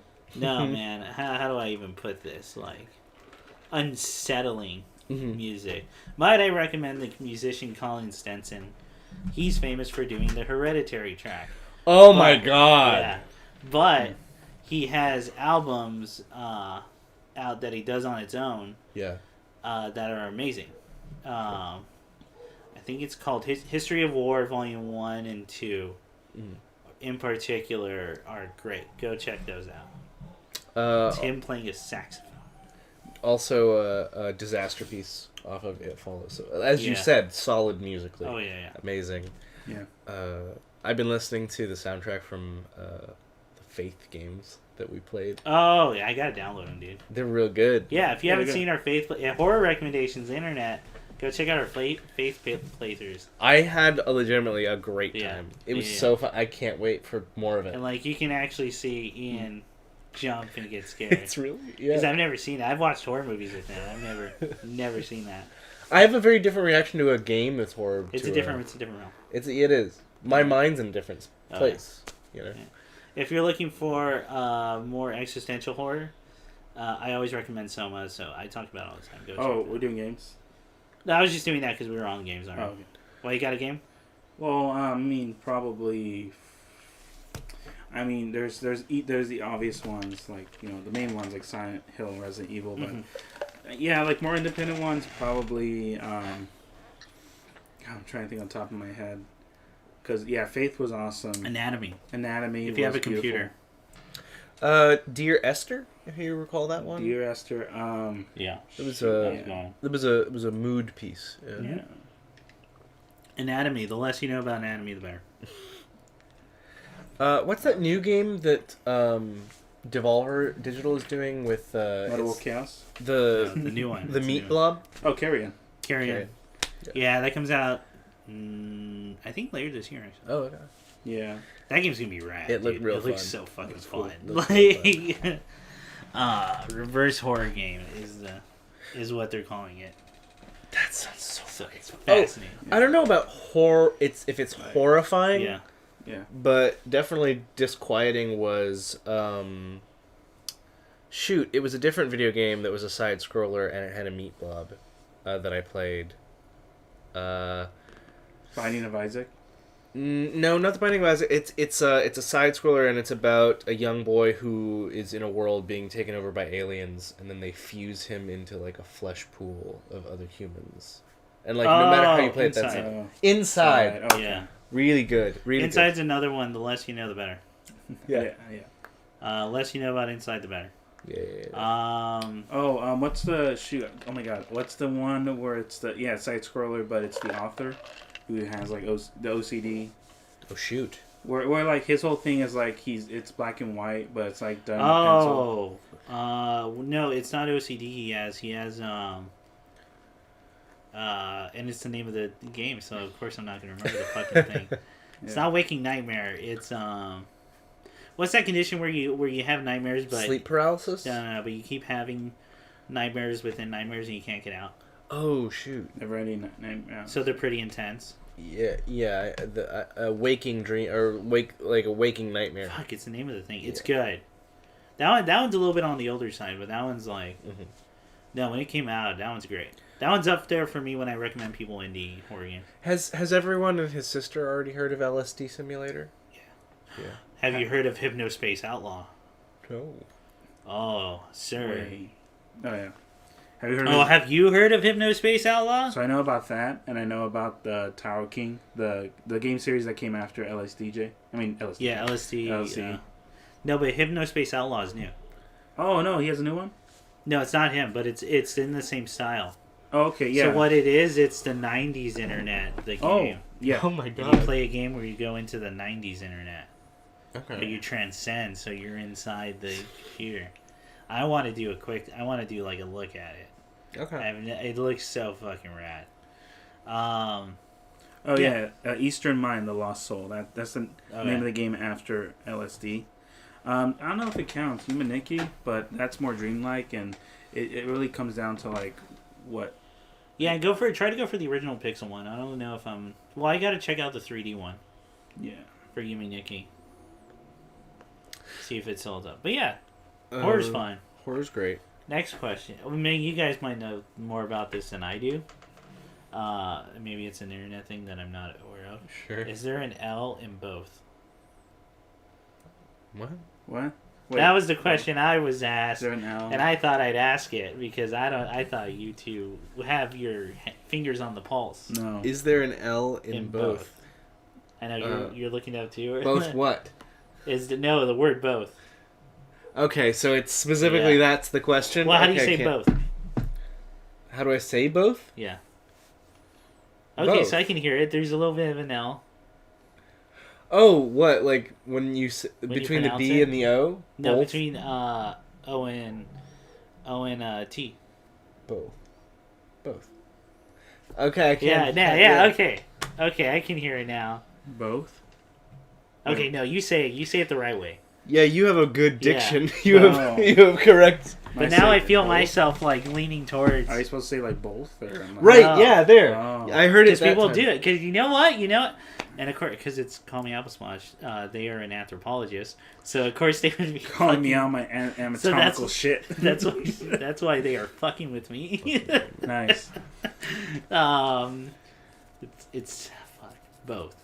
Yeah, now I'm gonna be like conscious of it. Just But make that TH real crisp. If you get lazy, then it'll become both. Yeah. Yeah, and it's the L. I hear it. Fuck. Okay, that's gonna bug me. Yeah. It's good. That's good. Solid. Solid. I thought it was an internet thing, but then now I'm gonna think about it. Yeah. What usually scares you guys? Like What scares me? what's like the scariest? Life. No, Up top. Fucking. What? Down low. Down low. Yeah. Yeah, we did it. Cool. Anyway. What's the next question? Let's see. Yeah, I'm gonna make sure I like these. I'm gonna show you images from Eastern Mind. Oh, Okay. yes, please. What do you look for in good character design? We're talking about animation or I just guess any ambient, character, or- any visual. Okay. That's tough, man. That's tough because it depends on. That's a fucking nightmare. That's a little weedy man who's. Yeah. Oh no! What's the name of the game so people can look it up? Eastern Mind, The Lost Souls of Tongue No. There's like three. It's like a trilogy, Oh Jesus! and that's where you go in the baby's head, the green baby's head. Yeah, That okay, I was do know about it. profoundly. You want to know, Ian, what you look like in the game? Please tell me. Oh, it's gonna be great. Hang on, not this guy, but he's very popular. Sure. Oh yeah, that's the image I always see. Oh, there we go. This guy. You look like him. No. I don't want that. All right, this plays great. Yeah. Well, the good character design. I guess at the end of the day, it depends what the piece is. The easiest way to do this are waifus and husbandos. What do you see and you automatically go? Ah! What makes your pee pee hard? You know what? I'll start with one. Over Justice, because I stand by. That's he is one of the best character designs I've ever seen. So if I go along that lines, what is it? Well, I think it's the hard outlining or in the hard shading. I'm always a sucker for that. Okay. It looks cool. Mm-hmm. And what's the cool factor then? Well, his desk is just overly ornated. His things on there. He's a skeleton. Sure. He has flames coming out of his head. Yeah. He wears Kamina glasses automatically. Sure. I don't. He's cool. Oh, also the best part of his character design is he's actually 2D.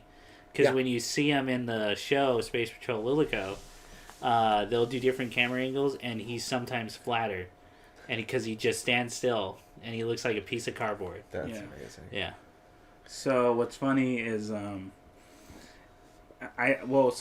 if you watch Space Patrol Lilico, I recommend after that going straight to Triple S Gridman. Yeah. Because technically, it takes place chronologically overall. Because Yeah. you know how Trigger does this thing of they're all connected. Yeah. So yeah, right after Space Patrol is Gridman, because the main villain Alexis Kurib is Over Justice, who was corrupted in subspace. Yeah. Okay. So his final design, the last 2 episodes, not a spoiler because everyone has a final design, but in Gridman, his last 2 episodes, his final design, his true form, and Gridman's true form, that's his. I think I like it more than Over Justice design. But if we're going what makes, besides preferences, it definitely comes down to if you look at them, what's their story? I think it's more it should tell you something about them. You. Yeah. It should convey as much information about that character as you possibly can. Yeah, because if we think if we're going with the Trigger and animation wise, what makes Kamina almost perfect? Yeah. Yeah. Or not as much as you can. Yeah. But as much as you need to for the story, because you can do a thing where the character is supposed to subvert a trope. Yeah. Or anything. Easy example: Paranorman. The jock. Yeah. guy. His body is literally an exaggeration of everything. Everything. Yeah. He's supposed. You look at him and you're supposed to go, "Oh, he's the jock in any horror movie." Yeah. He's white bread. There's nothing interesting going on. Yeah. And the older teenager girl is fawning over him. Mm-hmm. And he's like, "Oh, you never? Yeah, no, my boyfriend's over there." Yeah, everyone knows this. Right. That's how his character thing ends. And that's how you undermine that trope of that you've set up, because there are set number of things that you know about this character going in. Mm-hmm. So that's a way to do it. I mean, the problem is I'm not an artist. I'm not an artist. I don't design characters. You don't do visual. I don't do visual designs. So it's harder for me to know. Although I do know some stuff that I've heard. If you line up all the characters in a story, hopefully their silhouettes. By just those, you should be able to know who that character is. Yeah. Mm-hmm. You look at Jotaro, Joseph Joestar.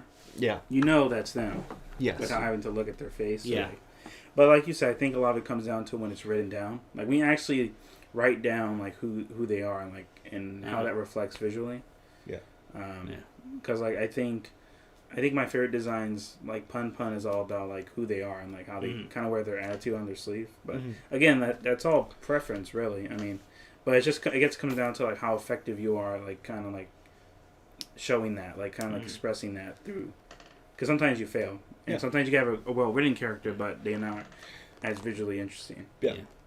And if we're staying on visuals, I'd recommend looking up all the art practices that happened with the original Street Fighter cast. Oh yeah. Because those are, believe it or not, people do study them, because they are a testament to well done character design.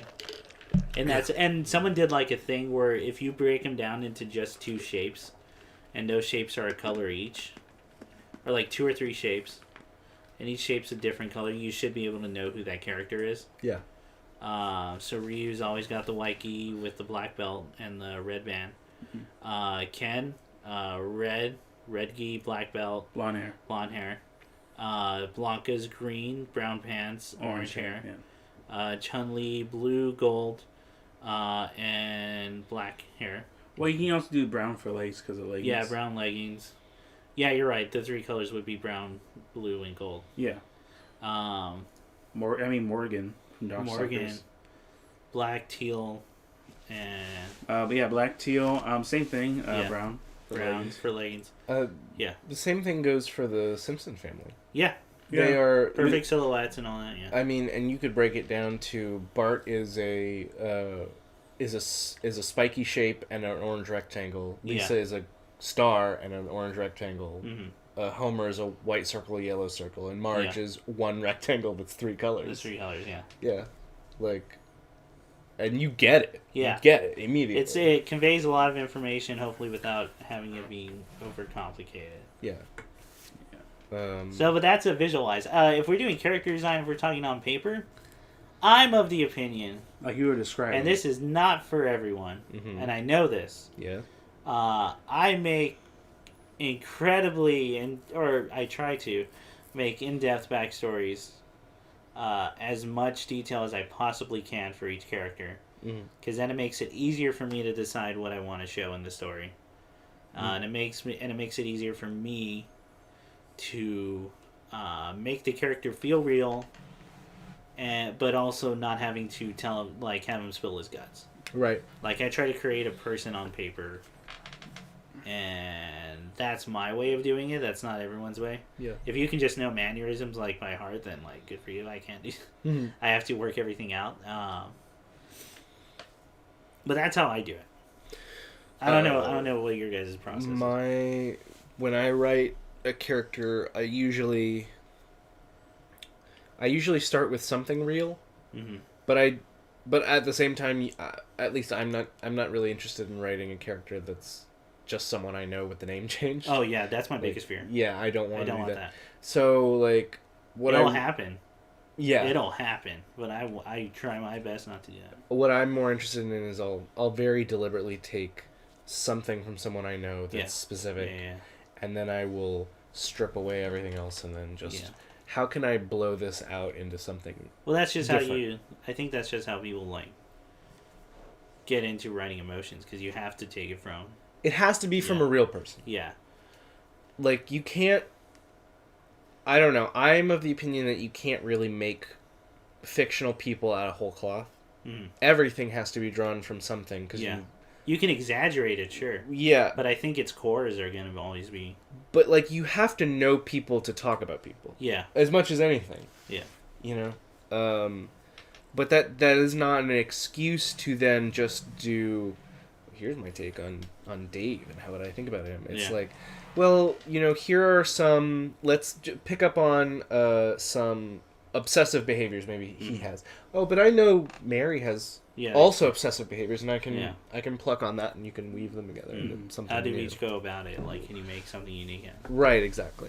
Yeah. Exactly. Well, I don't know. Like, for it's kind of different for writing music. Usually if I'm, like, working on a piece and, like, composing and arranging, usually what helps me is like think of a scene, or like think about I actually write down a scene, or like a person, or like I take down an emotion thing, right, and kind of like flesh it out, and then I write music from it. Okay, that's cool. Yeah, because I think that makes a lot of sense actually. Because the whole point a lot of people go into music is because they can't do what you guys are doing. They can't write it in words, or they can't like speak it in words, so they kind of go through music. But for me, I do it through I make a little short story, and then like kind of like it at least it helps like accent like certain details when writing the music, trying to convey these things. I mean, I just notice I write and play better when I have that in mind versus like worrying about the technical stuff. I just find like the technical part of it kind of kind of flows easier when I'm more thinking about the overall picture. Right. So like designing a character, I'm kind of with you guys. I would just write it all down before even visualizing it. I know that's actually how Urasawa does it. The guy who made Monster and 21st Century Boys. He writes them all down before he draws them. Okay, cool. Yeah, because I think how to describe it. So there's this YouTube video by Bobby Chu called Art Through Empathy, and he kind of talks about that, where a lot of his artist friends, they just came back from E3, or they came back from these big cons, right? And he asked them, any young artists that catch your eye? And they said, yeah, there's a lot of technical artists that I'm really impressed by. We have a lot of potential in the industry. And he asked, cool, do you remember any of them? No.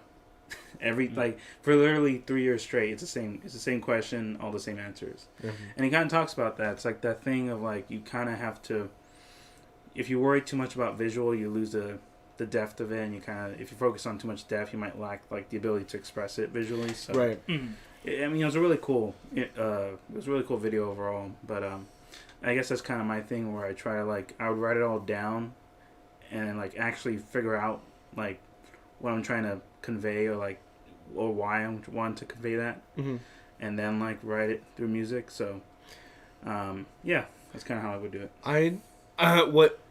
What you're describing is really cool and amazing. The empathetic response that people can have from music, from something that's not even like any lyrics or bass at all. You caught up on It's Always Sunny? Yeah. Do you remember when Frank watched that dance happen at jail when Mac comes out to his dad? Yeah. It's like that. Just stands up. I get it now.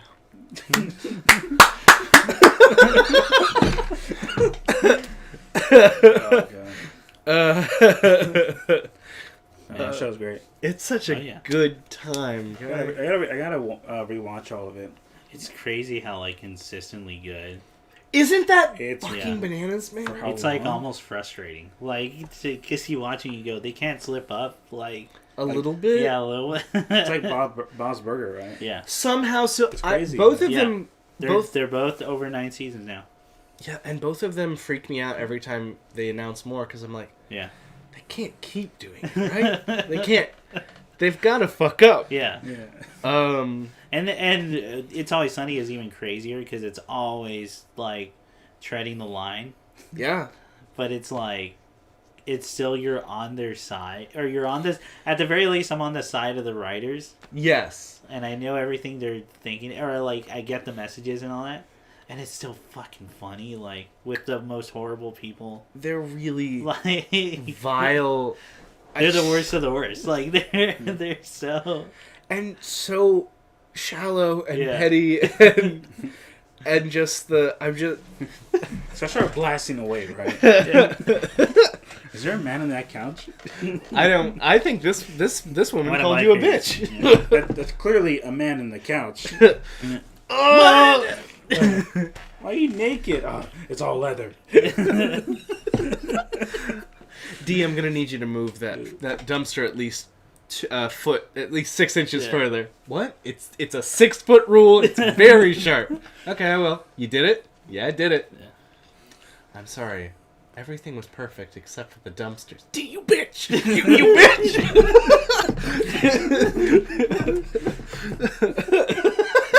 What is this? It's your Valentine's Day present. How'd you know I wanted this? Well, I know you always wanted. I got it from Black Market.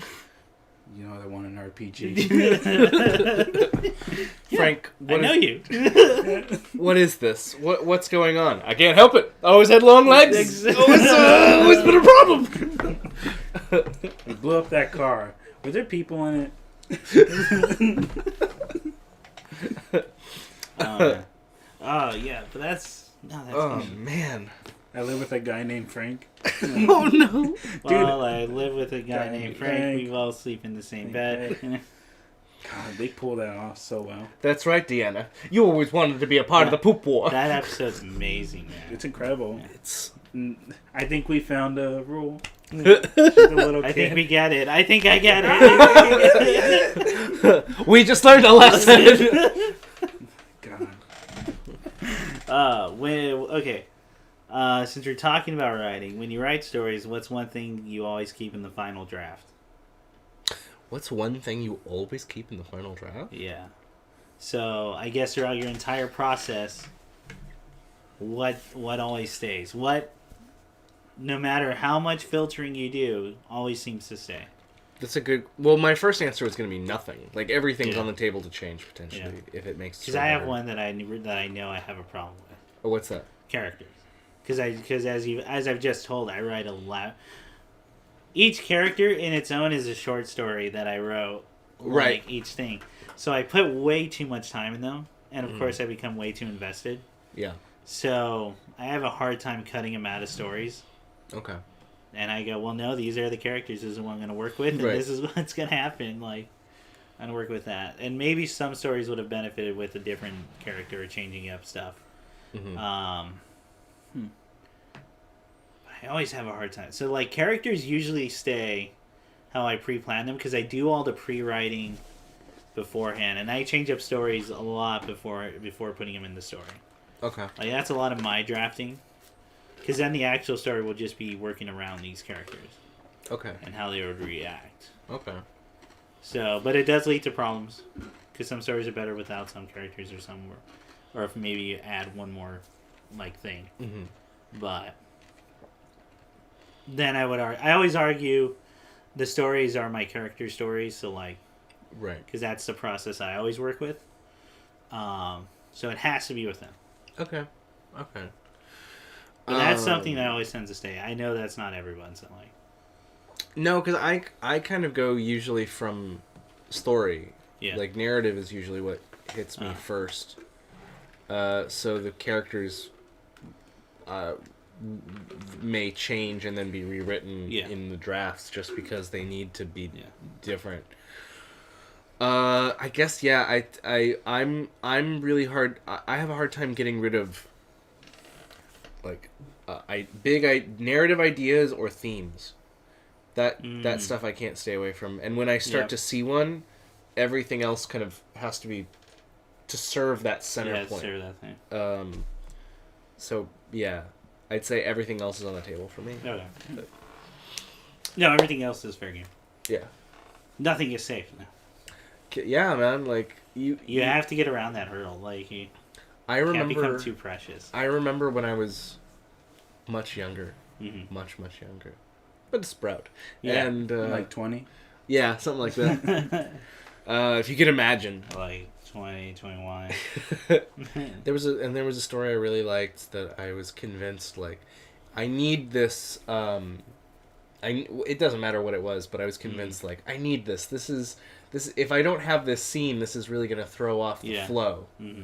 And I kept saying that, and then every time I had someone look at it, they were like, "We really like it, but this one scene, why?" Yeah. And I'm like, "Do you think it helps the flow a little bit?" It's like, the fuck you mean by flow? What do you mean? and then they would in fact go on to tell me I cut it because they were right, but they were like, yeah, it just seems actually the opposite. It feels like you stop the story just to do this thing that you think is funny. I mean, it is very funny, but is it not critically funny? That's when you get into the dilemma. Where do you stand your ground? That real funny joke. Because I'm in pre-writing for the story I've always wanted to do. Yeah. And I know what an entire chapter is going to be. Mm-hmm. And I know what the punchline is going to be for that thing. Mm-hmm. And is it necessary? Absolutely yes. I will never cut that thing from the story, no matter what people ask me. I want that to be the end line of this one dumb chapter. Yeah. Right. The whole chapter is written so I can say this one line that I think will be funny. Can I just say, as writers, I think we definitely relate to the Herculean for the stupid. Yeah. There's something really fantastic about it. There's something really great. All the effort for one dumb... For nothing. I'm just going to fucking say it. The chapter ends with someone going, I think he wants to fuck that guy. And then that's how the chapter will end. So be on the lookout for my next writing pieces. Because guess what? In years, you'll hear that and it'll be funny. It's like when Diplo got that TV show, and the end of an episode long joke, riffing on spring break and having actual vampires who are in an actual band play there, to have the very last line of the episode be, I fucking hate Vampire Weekend. And it's a strong joke. You know what? That's 30 minutes to one punchline, and that's actually really strong. Yeah. No, I'm all about that. I guess because you know what it is? It's the Patton Oswalt style.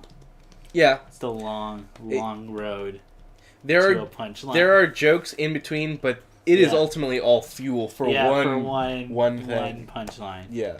Oh my god. What? Oh my god, man. That line's gonna be in that story no matter what. I guarantee that. I will put it somewhere. Oh man. I think because I was thinking about that guy who fucked all the cars. Takes up way more of my mind than I like to. Well, Barry has probably my favorite version of that so far. The show, Barry? Yeah. Oh, what? Oh, well, wait, what moment? Ian said it. What? Oh, yeah, that's good. So good. That, you know what? You're right. You're right. You're absolutely right. There's no way else that episode could have ended. Yeah. It's not the one I talked about before where... Because it's real. Yeah. Because that's your reaction. That's everyone's reaction. Like, yeah. And then it's funny enough, because the episode that follows after, I think is the best one. Yeah. Yeah, it's followed by the best episode in the Which is the one Bill Hader directed, actually. Yeah. That's the one with the girl in it, yeah? Yes. Have you seen Barry? I've seen parts of Barry. Okay. That episode, the girl... But I've seen that episode. That episode's fucking amazing. You saw the episode? I saw, that's when he throat punches a man in a balaclava. Yeah. And then murders him. And then his karate daughter attacks. Yeah, and then flies away. Yep. And then they have his partner goes up to the girl. She climbs a tree to the roof. Yeah. He just walks into the truck. I don't think he's human. What are you? It's like the most fantastical episode, but it's so fucking amazing. Fucking funny. And then when he goes to the freaking supermarket. Yeah, the shootout in the supermarket. The guy's just in line. He didn't do it. He's not out finding his daughter. He's not like no. Let me completely digress just for 1 second. Sure. I promise it's thematically related. Yeah. Like that episode of Barry and how bizarre it got reminded me of one of my favorite things that David Lynch has ever shot. Mm-hmm. It's a scene from The Return of Twin Peaks. Mm-hmm. And let me just briefly. It's an 8-minute scene. Yeah. People, the sheriff is in the diner with his girlfriend who's a waitress. You hear a gun go off. Glass breaks. Mm-hmm. Sheriff runs outside. There's a traffic jam in the road. Another bullet goes off in the air. He then finds, to one side of the van that is now open, a man in all camo, a woman in a sundress and pearls, a boy in all camo who looks very red-eyed and sad like he's been crying, a woman in pearls clutching a gun, screaming at a man. Yeah. Just like, not words, just like animalistically screaming. Yeah. And then behind them, also all during this, there is a car horn that won't stop going off. Yeah. The sheriff then leans in to say, I'm going to get this sorted in a minute, ma'am. Just hold tight. She then, also screaming, says, I have my niece with me. She's very sick. We're late for dinner. She's very sick. She needs to go home now.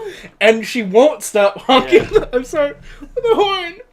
At which point, the young woman who has she looks like she got shaved with a straight razor that someone was holding, just clumsily.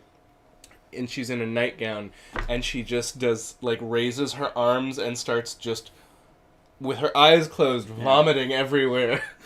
And the woman continues to honk her horn and say, "Ah, she's very sick! She's very sick!" I feel like that's a perfect intersection of comedy and horror. Yeah. Because that's both at the same time.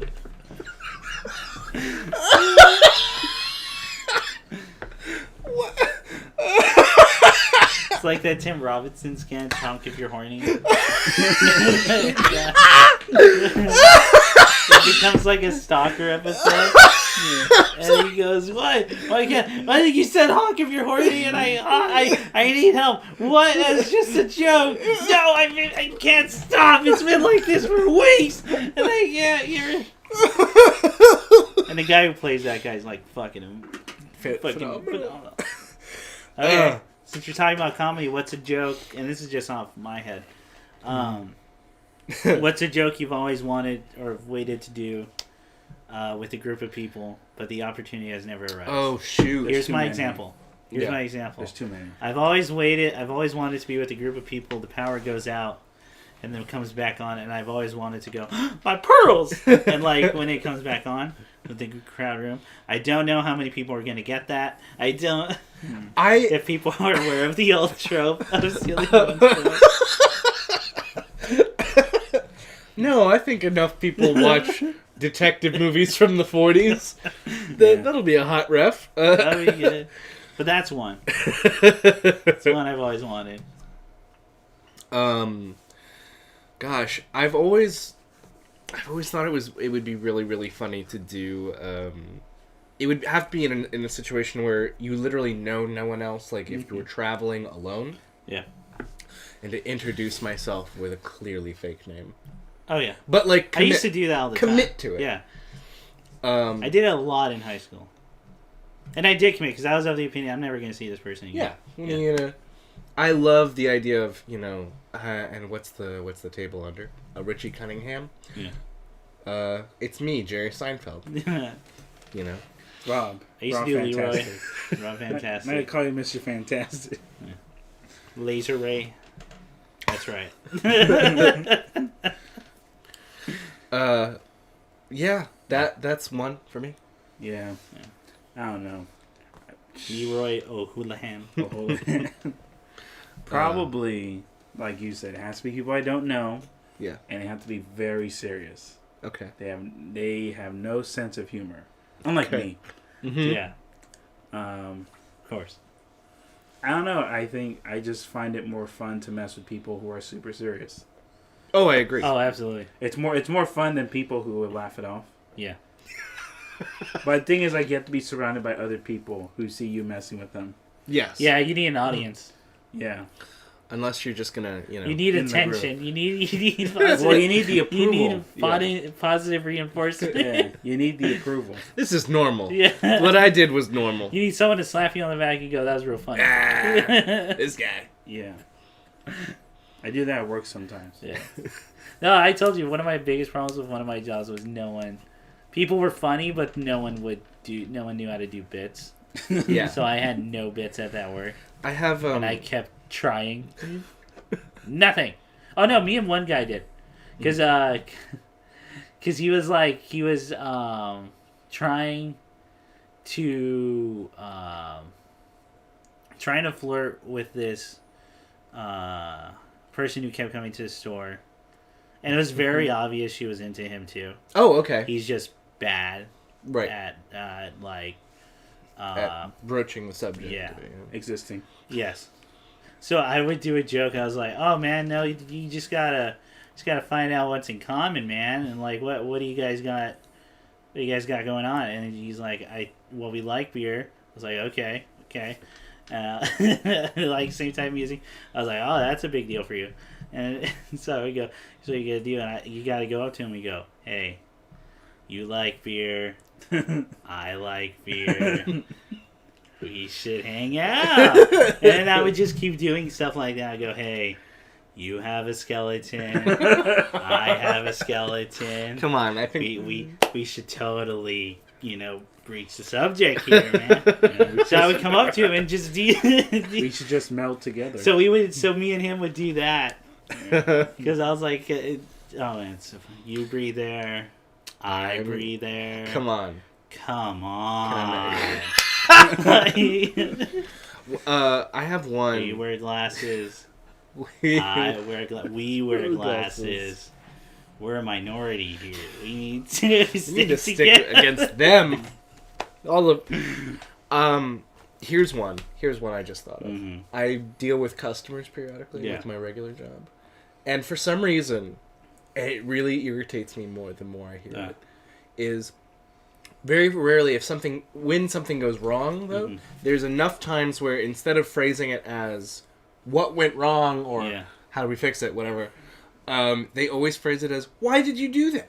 Yeah.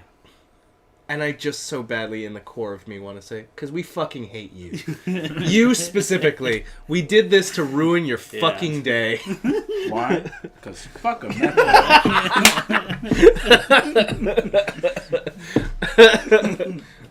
Why did we do this? Because you fucked Stacy and you knew how we felt. I was insane. She had a skeleton. I had a skeleton. We should totally hang out. We should meld into one. Yeah. Anyway, yeah. You have skin. I don't. Oh, it's like the Invisible Woman. Yeah. You have teeth. Mine are fake, but they look real. Hey, and hey, we can talk about that. All about looks.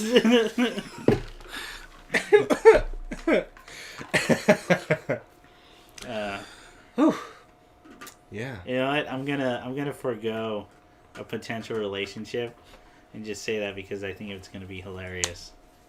If they find it funny too, well, then I'll know I should not hang out with that person.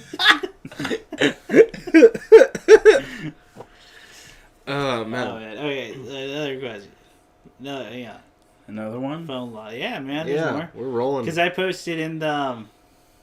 But why? In the advertisement, like, hey, send us questions. You can send us about, like, writing, storytelling. Mm-hmm. And I said who the Limburg baby is. So someone asked, what's the deal with the Limburg baby? Oh, it's real bad. It's real sad. You should read about it. It's real good. Just read there it. There you go. Hey, that's it. You ever thought about reading? The Limburg baby, the problem is it's almost 100 years now. Yep. Oh, it's going to be a century-old case in, like, 12 years. Yeah. So, what do you need the to know? Limburg baby is a very famous... I'll explain. I'll give the gist of it. I'm not going to go into all the detail with all the crazy conspiracies and shit. So this Nazi. Yeah. So there was a rich couple in 1932. Mm-hmm. And they lost a baby. Or the baby was kidnapped. Yes. I like to think it was lost. I think if you're a parent and the baby's kidnapped, it might as well be the same thing. It's... Oh, did I leave it in the other coat? Yeah. I left it on a bus. Well, I'll just get another one. Yeah. Let's go make another one. And it's a very famous case because they were rich and they put a bunch of stuff in the papers. Yeah. It was very well televised across the country, and people were always like, where is the Limburg baby? Yeah. And it became a cold case. They can never find out who did it, why they did it. They, for whatever reason, I forget what the exact reason is, they do believe the Limburg baby lived. Oh, really? Yes. Okay. I think. I'm going to have to double check my research. It's been a long time since I've done this. Anyway, there's a big... Oh, maybe. Maybe the conspiracy theory is because the body didn't really match up or something. Right. Oh, yeah. And conspiracy theory is the baby's still alive. Well, now, like, we know for a fact... Yeah. I'll just say my conspiracy theory. Okay. We know for a fact that, like, the Limburg family was making money off of Germany in the 40s. Yes. Made a lot of money. That's where things get, like... Weird. Yeah. And we know that, like, the Limburgs were also, like, super into eugenics. That's not as weird for the 20s. Yeah. A lot of people were. Mm-hmm. But people thought that... One of the theories I had heard was that the Limburg baby had, like Down syndrome or some kind of visible... I didn't hear that. Okay. Visible thing, possibly. And so rather than be like, well, we've got Aryan blood, why would we... So let's disappear this weird baby. I'm saying it this way to try and keep it light. It's about, the theory is that he disappeared his own baby because he was not about it. But, lots of conspiracy theories. Also where J. Edgar Hoover, set up the FBI right after that and got kidnapping made a felony, which it hadn't been before. Yes. Oh, yeah. Anyway, the reason I said it as a joke is because it became a joke to say, oh, it's like the Lindbergh baby. Never gonna know. I'm the Lindbergh baby. Yeah.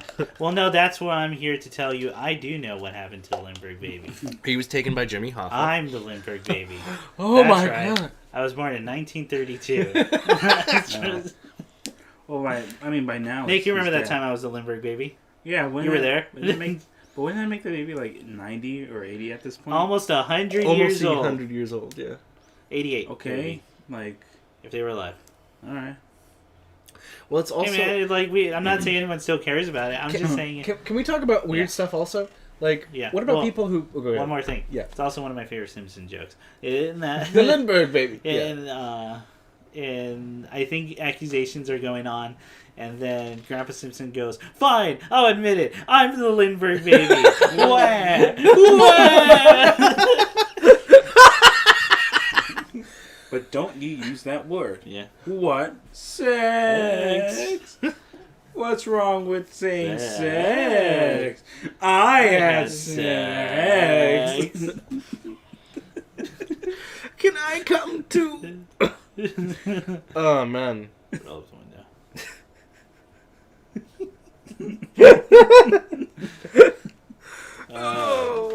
my bones. Yeah. I'm still of the opinion I'm still of Grandpa Simpson's my favorite.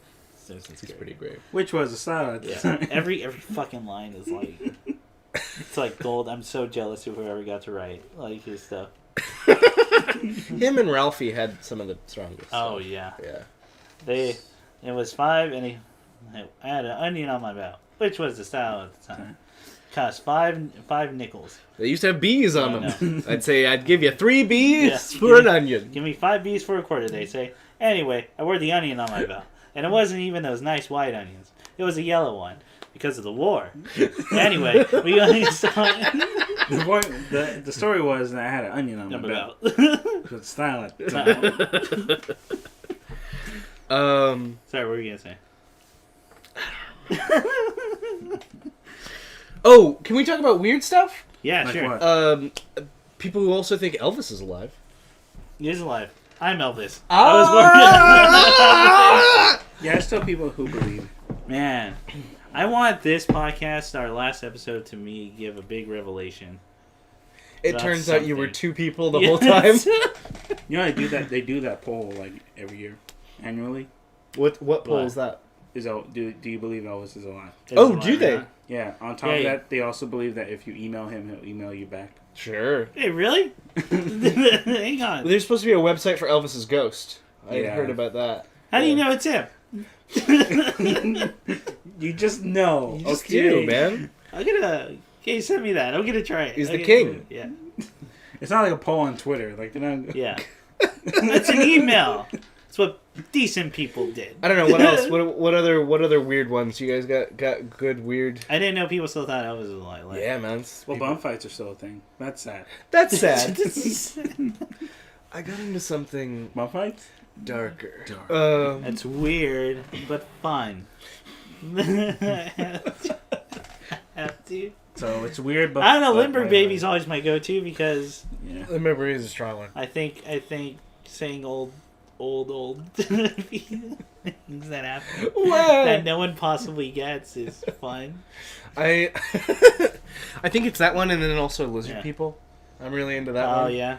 I mean, I want to be clear, I don't believe it, but flat Earth. Surrogators aren't funny because that's it's real. Probably, so, No, it is real. I mean, they found that way. Oh, they found them? Yeah. Sure. That's because people flush baby alligators down the toilet. It's just amazing they make it through the pipes, honestly. The 60s was filled with people buying exotic animals and just keeping them. Yeah. The real question was, were they ninjas? Were they? You know what, guys? Yeah. It seems like you're not asking the hard questions. I don't know, fun. Flat Earth is always fun to talk about until I watched that documentary. Flat Earth is... And then that kid went up to the mic. And I went, well, it's not fun anymore. Nope. Nope. It just became a problem. Yeah, isometric sphere. And Flat Earth... No, that was good. Flat Earth, also, like, when I was watching that documentary... Is Fire Festival count as a... It's a weird Is it a thing. Conspiracy? Because it's a Ja Rule conspiracy. Reality's way funnier. Hey, you're gay, Ryan. But we need those bottles of water. Dude, I'm so fucking glad you brought that up. That scene. You can't. There's some mouthwash. You might need to suck some dick. I mean... He does, and he doesn't say, hey, you're gay. He says, hey, as our proud gay leader... No! Like... Oh, no! There's no walking that back. Nope. You're the worst person in the world. You're garbage people. Yeah. And holy shit. Yeah. The worst person in the world. Fuck, man. What's it, Billy, right? Hey, yeah. Billy, you have a nice pair of lips. Why didn't you? Yeah, why didn't you? Oh, no! Oh, no! Jesus Christ, man. He was grim, man. What's another one? That one's just for, like... It's reality. That's dark, yeah. It couldn't have happened at any other time. Thanks, Jaro. Like, that was a cornerstone of history, and I was glad to say I was there. DMX. I saw it. Yeah, DMX was right for the wrong reasons. Yeah. DMX was right for the wrong reasons. Yeah. 50 Cent was right for the right reasons. Yeah, because DMX hated Ja Rule because he was gay, yeah. but 50 Cent hated him because he's an embezzling idiot. Yeah. You know? So... 50 Cent hates him artistically and financially. It has nothing. It's a whole other thing. It's like do you remember? This is just free associating now. Sorry, we'll get back to the question. There's some weird stuff out there. I think I had a question. That's fine. Do you remember the episode of 30 Rock where Tina Fey goes out with Wayne Brady, and then they realize. She realizes, like, 3 dates in, I don't have any in common with you. Ah. And then he says, it's because you're racist, isn't it? No? Well, then you're going to stay with me.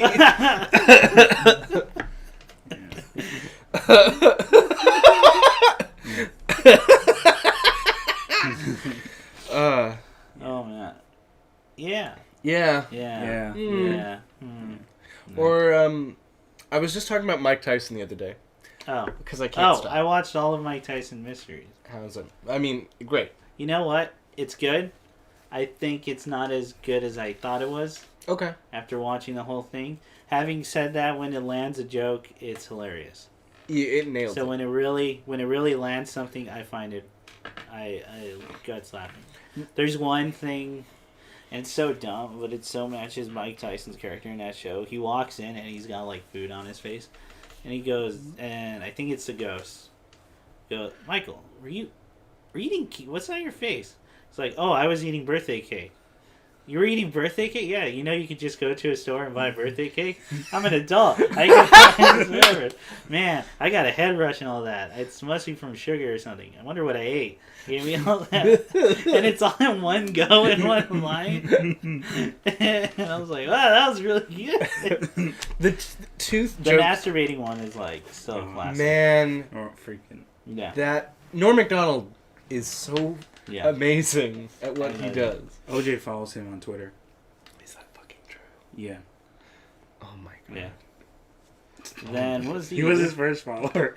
What was the other? There's one more with Mike. You're telling me your brother's Neil deGrasse Tyson? Yeah, I didn't want you guys to think I was a fucking nerd. Michael, those are all. Yeah. Those are. Oh, fuck, what was it? Those are all astronomers, not astronauts. Oh, I'm not killing astronauts after all. Great line. Hey, did you make this with crap?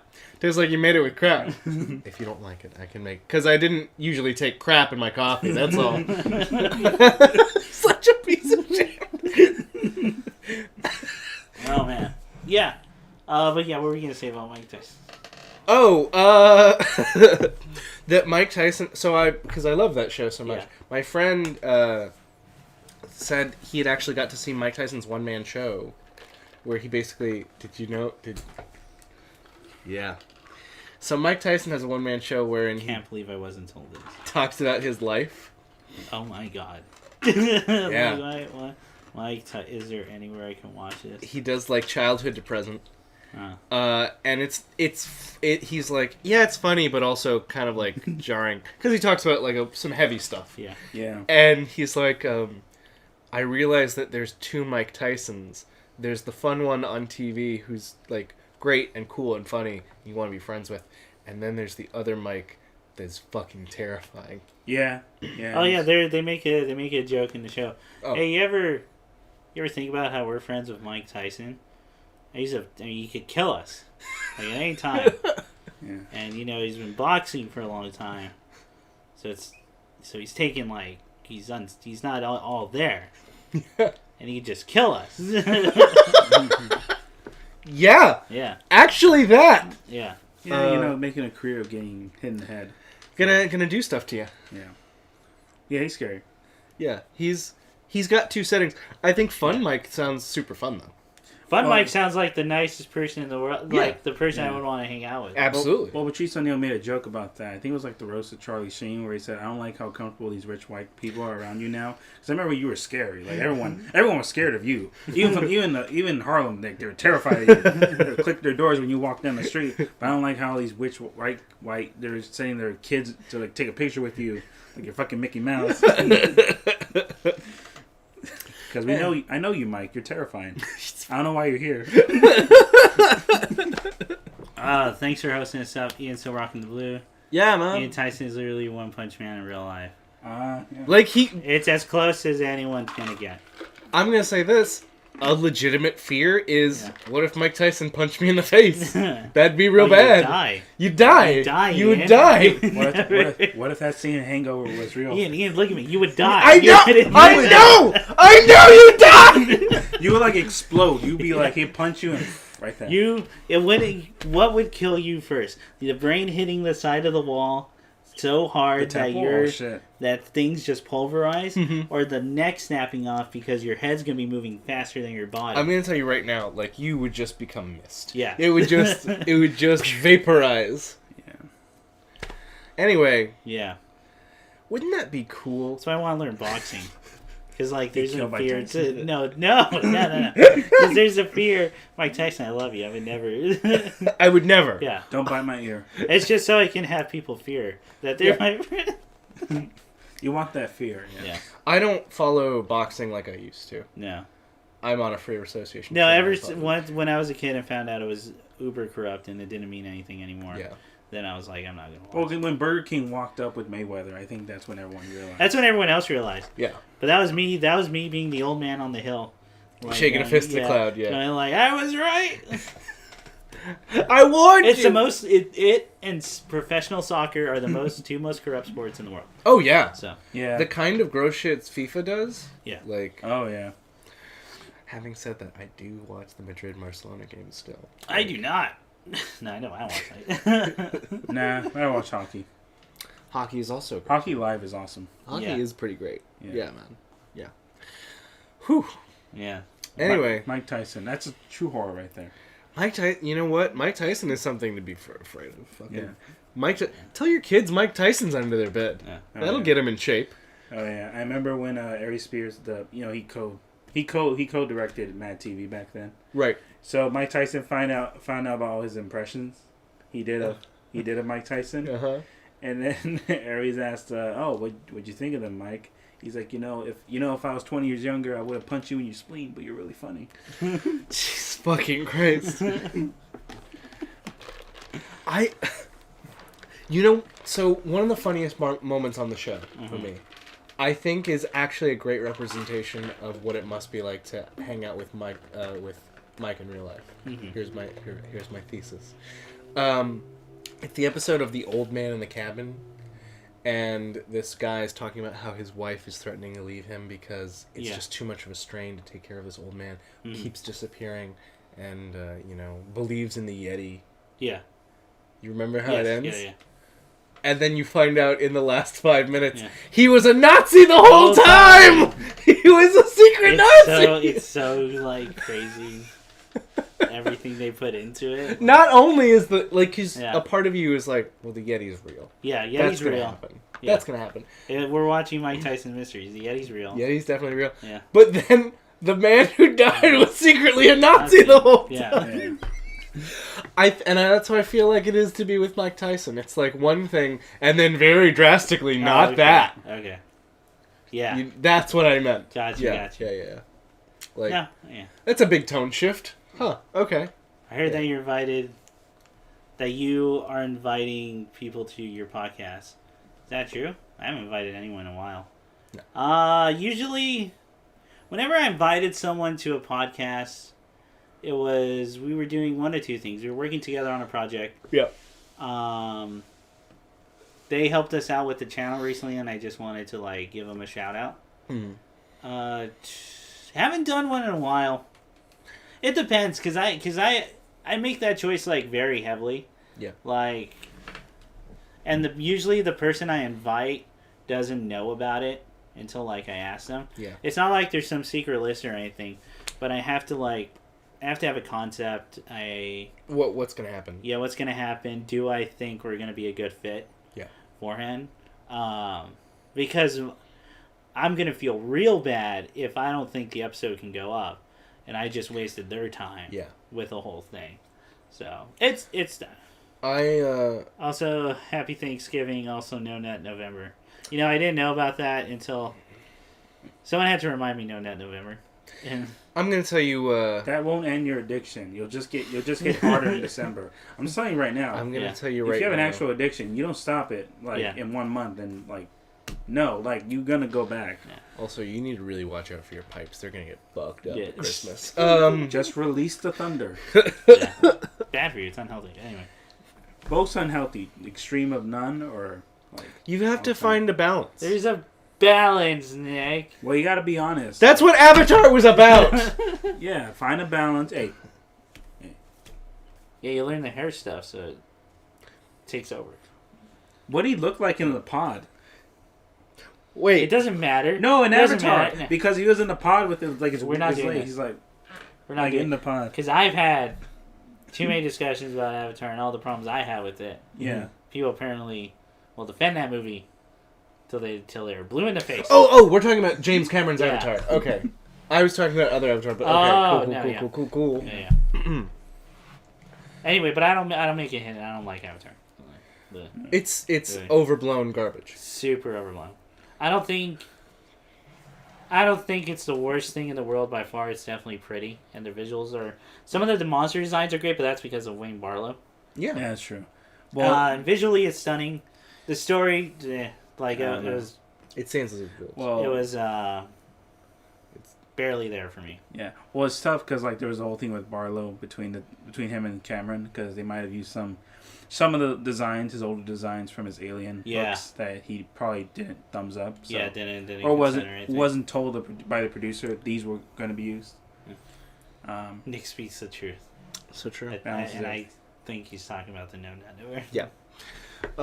It's just a dumb challenge people put on each other. That's what it is. Just swallow cinnamon and then go jerk off like a normal person. Well, it's what? Yeah. At the same that time, makes sense, right? Yeah. They have a giant spoon of cinnamon in their mouth while they're in their pants down. I give it a full price. God damn it! We all have our own thing. And it's a good Christian stream. So I would say... No. Oh, Avatar, full price, yeah. Okay. Oh, I forgot Ian at the... Wait, Kingdom Hearts 3 ending. To ask at the Kingdom Hearts. Oh, yeah, it ended. Yeah. No, I think he's about to ask you a question. Oh, go ahead. Ian at the end of the Kingdom Hearts ending. Go ahead, we're doing live questions. Yeah, I'll take it. We actually just answered a bunch of them. Yeah, we're finishing up question set on social media, and there's been good ones. Yeah. Really, there's a lot of good ones. Really interesting, actually. The fucking both got us, got me real good. Yeah. Oh, yeah, what didn't you like? What didn't I like in number 3? Yeah, 3 in particular, yeah. This is gonna sound real weird. Keep it real. I think one of the weakest parts of it for me was, as long as it was, it still felt abrupt. Yeah. Because how could you, dude? How do you end it in one game? Because ultimately, it wasn't... this is a place you can leave Sora, and you can move on. Yeah, and they didn't. But it wasn't a resolution to his story. No. And now I don't really know what that would be even. Yeah. Anymore. I don't know what is his story that needs resolution. Yeah, I don't even know what else needs to be done. But it just feels... Kyrie's back in that thing, so like... And it just feels now that it's like a hanging, dangling thought. And if it's supposed to be he died for Kyrie, boy, they kind of underplayed that. And it was really not clear. Real not clear. Yeah. The Kingdom Hearts 3 felt more so that it was a story for the nobodies, rather than anybody else. It was about giving them closure, and they had shorter scenes than Sora, but more kind of cogent narrative closure. Yeah. Than any of the other characters, I think. Yeah.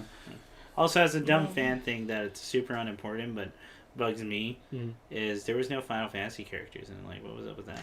Yeah, that was weird. They made cool old references in the gummy ships. Cactus was there. Cactar, yes. Twar. Cactuar. Is it Twar?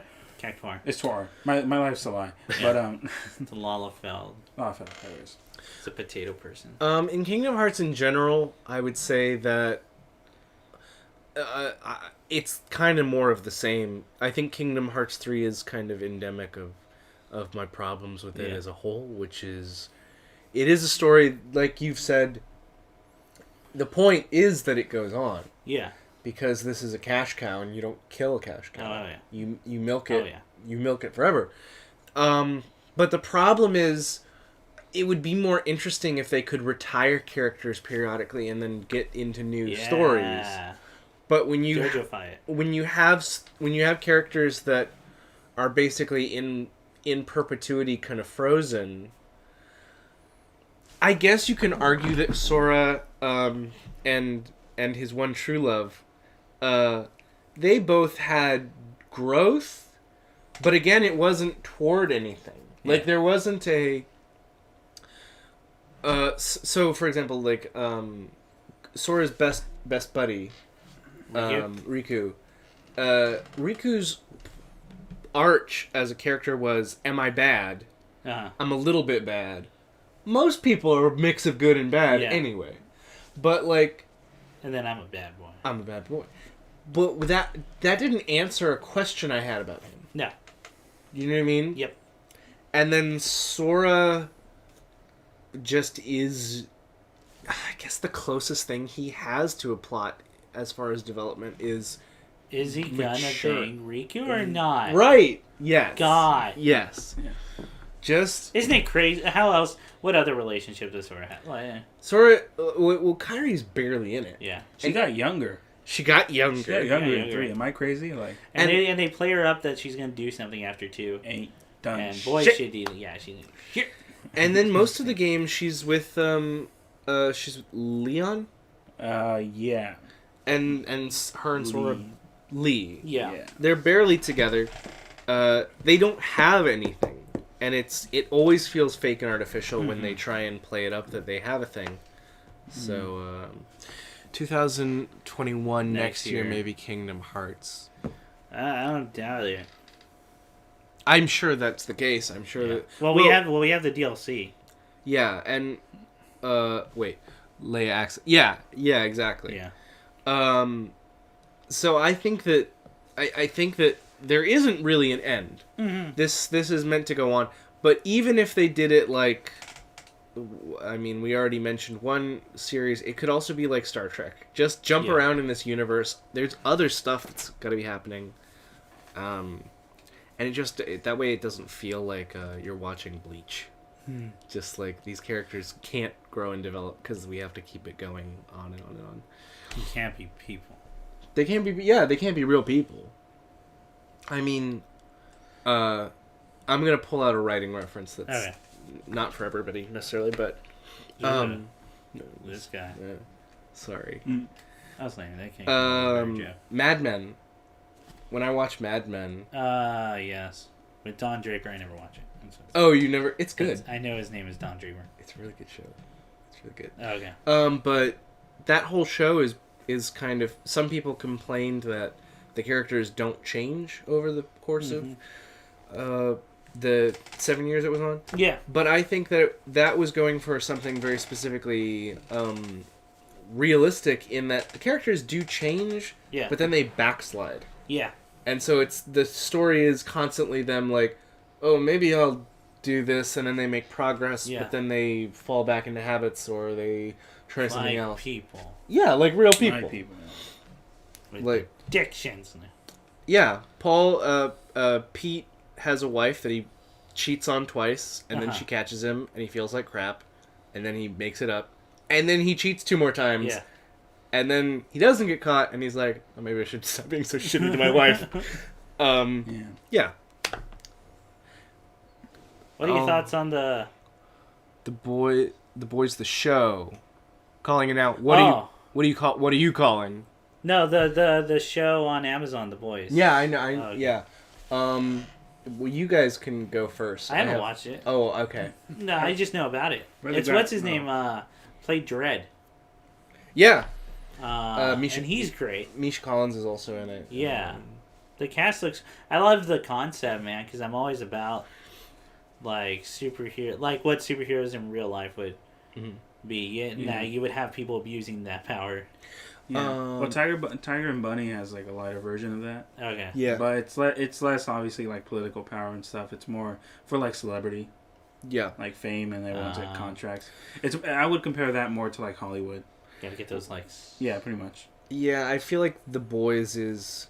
Well, I read the comic when it came out, like... Are they all from Boise, Idaho? God damn it. Fucking did it. Sure, man. Yeah. Okay. You think Darth Vader's gonna be a secret boss? Oh. In Kingdom Hearts 4? Do I think... Darth Vader? I didn't even see that. Do you want... Do you want to... bit money? Oh, Kingdom Hearts secret boss Darth Vader calling out Chris, do you want bit money? Oh, is Sora's voice actor and a performer on The Boys? Haley Joel Osment gets killed? Really? Haley Joel Osment dies? I didn't even know it was in it. That's cool. Darth Vader, dude, I want a Star Wars thing in Kingdom Hearts. I think I think that's going to be the ultimate dumbest thing. When they do it, because they're going to do it. When they do it, they should also just throw in some Marvel shit. Yeah. Why not? Yeah. Iron Man and Luke Skywalker are going to be your shamans. Uh-huh. And then Sora would have helped Chewbacca free his planet Kashyyyk again from Darth Vader, who you will fight. And he will fly across... Yeah. And then Sora will fight with Luke Cage in Harlem.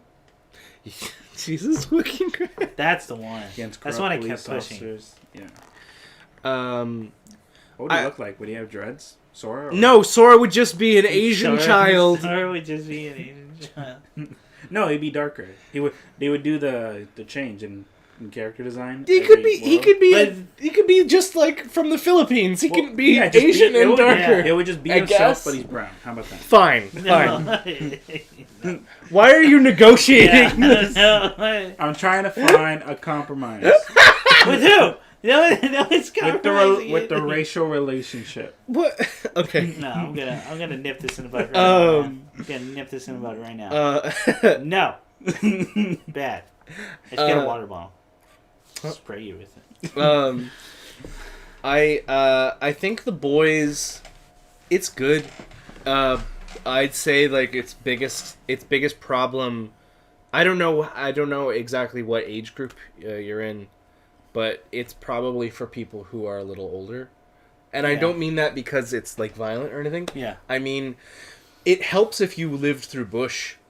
Oh, really? Okay. A lot of it. Yeah. Yeah. Yeah, that's something that's becoming weird. That's like the real old manness. Yeah. Is that the whole aftermath of 9/11 and Operation Desert Storm? Because there's so many. They have the banner. Yeah. They have the banner mission accomplished. Really? Yeah. Which is like the biggest Bush specific drop you can do. Ladies and gentlemen, we got him. We got him. Yeah. And like, yeah, it's becoming hard to describe to people. Like, because if you didn't live through it, it's hard to explain. Yeah.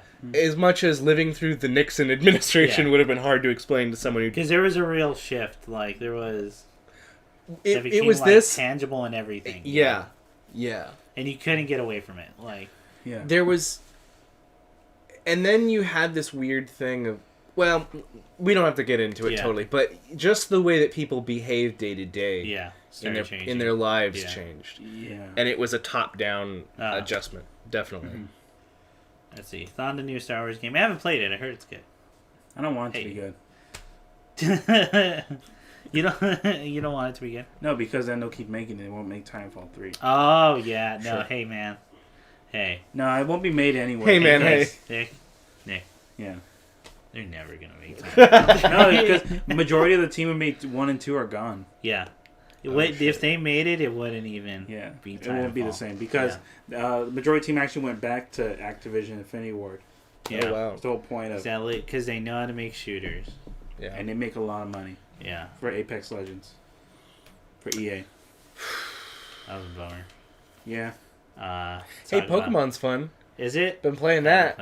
How's Fat Pikachu? Oh, he's so fat. He's so chubby. I saw that gif of like one of the Pokemon's using Stomp on a Pikachu, and it's just Pikachu flattened like a pancake, and it's so fast and harsh that like a little kid would totally like freak out. Hey, those character designs, man. Yeah, man. Someone in These Nintendo, are the strongest.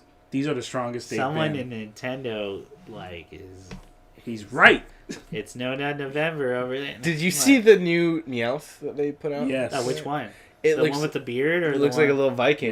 Yeah, with the tall one. Oh no! Well, yeah, the long one. Yeah. But the new one's Meowth great. doesn't turn into a Persian. Yeah, it turns into the beard. The beard. Turns into a little goblin. Yeah. And son of a bitch! Sorry, let me. There's a fairy area. Where you can get fairy types, and some of them are really cool, like the unicorn Ponyta. It's really cool. Okay. But there's 2 new Pokemon evolutions. And they're garbage. They look like little ghouls. They don't look like Pokemon. They look like little men who are painted green, and they've got like a point nose, and they're like, and it's terrible. It's real. Yeah. Hey man, but whoever drew that Melanie. Oh. Yeah. The ice queen. Yeah. All of them are strong. These are probably the strongest I've seen them. That's I don't even know. Is it? I think her name's Bae, the fighter. Oh yeah. Oh yeah, she's cool. Yeah. They're all cool. All about that. I get it. I get it. I get it too. I also like that it's filled with Britishisms, which is very. Well, funny. it's supposed to be. Yeah. It's supposed to be the UK, but like they went out of their way to like every single. Do they say Thames?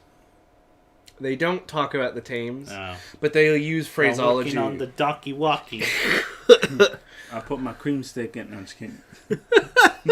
They do like, I'll meet you at mine later, or wow, that kind of stuff. Yeah. Let's I'm not gonna keep doing my British accent because it's a really bad Cockney. Oh. I can only do a Cockney woman. It's an English. Oh, what's all of this then? His name's Wattis. I do Pyro Ball. I do all those things. What the fuck is Fireball? Pyro Ball, it's the one that the little football rabbit uses. You chose the rabbit. Yeah. Coward. Fucking garbage. Person I bought it with, he got sword, I got shield. Oh, did you guys buy the double? Yeah. Which is nice. Like, yeah, but I think it's only like $10 less than the thing. I mean, you're getting a deal, but like. And yeah, you split it, and then you get to walk different directions and trade. So I'm gonna start doing that. It's gonna be fun. Do that. You get that number real big. Ooh. Ooh, guys! You like big numbers, what starters do you usually choose in Pokemon? I guess I actually usually do pick You're a fire starter? Yeah. Fuck, dude. I'm on point. I'm usually green and water.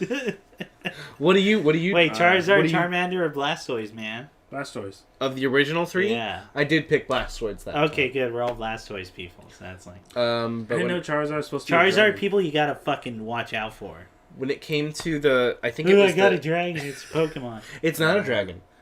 No, it's not. But like it looks. dragons for kids. Yeah. Like, I did really like the one that's like a burning weasel. That one Oh was fun, yeah, though. Typhlosion. Typhlosion. Yeah. That was cool. But Typhlosion Totodile was like pretty cool. Yeah. Little crocodile. I think 2 and 3. No, 3 and 4. Gen 3 and 4 had like my favorite starters. Yeah. For like Pearl and Diamond. Is that the one with the Ruby little Sapphire. Chikorita, the little green? Yeah. Chikorita. I like Chikorita. I hate mid evolution Chikorita. Yeah, it looks Yeah. gross. And then older ones, and then the final one's great, but like cute little Chikorita's like best Chikorita. Oh yeah. I think one of the weakest designs for a starter in a while has been the final form of the Firefox from the French version. That one's the weird one. Yeah. That's weird. Yeah. It gets a dress Yeah. for some reason. Yeah. That's a witch. Yeah, Pokemon's good. It's fun. I like Pokemon. Yeah. Sure, I trade. like Pokemon. Yeah, there's a lot more porn now. Did you I see? agree. Did you see There's peak what the porn. final evolution of the green Pokemon, the leaf Pokemon is? Yeah, it's a Drummond Monkey. Yeah. Yeah. So Tight. I was originally on the fence of who I was gonna choose. Mhm. I have to choose The Drummond the Monkey. Drummond Monkey It's pretty tight. because like Pretty cool. Look at that. Cool. why? Look at him. I'm also really fond of. There's a regionalism on No Face, Mask, the Mask Ghost, where it turns into. No, are you not familiar with this? Where it turns into what? It turns into a giant rune, like a giant Nordic rune that's filled with a ghost that'll smash people. It's like No, a ghost no. rock. It's really cool. Okay. Yeah. Oh yeah. Um. I pick water in most cases. That's good. So, what's your favorite water starter? Swamper. It was your first. Oh, so that's Gen 3? yeah, that's Emerald and Ruby and Sapphire. Oh. I think Mudkip was that one for me too. Oh, wow. Mudkip was adorable. Your first starter? My first starter. Oh, ever. first starter ever? It's Um, Blastoise. No, actually, I think mine was Bulbasaur Okay. Alright. because you picked Blastoise. Oh, was that? 'Cause you picked Like, Squirtle, okay. yeah. Squirtle Squad, that's why. I think Yeah. everyone started watching the anime first, and I was like, Why? Squirtle Squad for life, dude. Oh yeah, they're coolest. I do like that this region has way more ghosts in it than... That's what I've been hearing. There's a Yeah. lot more ghost Pokemon. So that's cool. Because I love ghost types. Uh-huh. And boy, howdy, England is just chock full of ghosts. Yeah. A lot of decaying buildings on the side of roads. Can I tell you, this is not a... You know what, it doesn't matter. There's a ghost story. The ghost story for this version of Pokemon is really good. You know, each iteration has Yeah, some, like, spooky thing. a spooky thing. There's one where you go to Old London, Uh-huh. and one of the there's like a little girl there, and Yeah. if you talk to her, she's like, "Will you deliver this letter to my friend in Yeah. the fairy town?" Yeah, Blah yeah. blah blah. I haven't seen him in so long, and then you pick it up, and then you get there, And it has your name. Ooh. that would have been, and it turns out the guy you're delivering it to is clearly like an old man, like Yeah. decrepit, shaking on his cane, and he says, "Why, I haven't heard that name in years.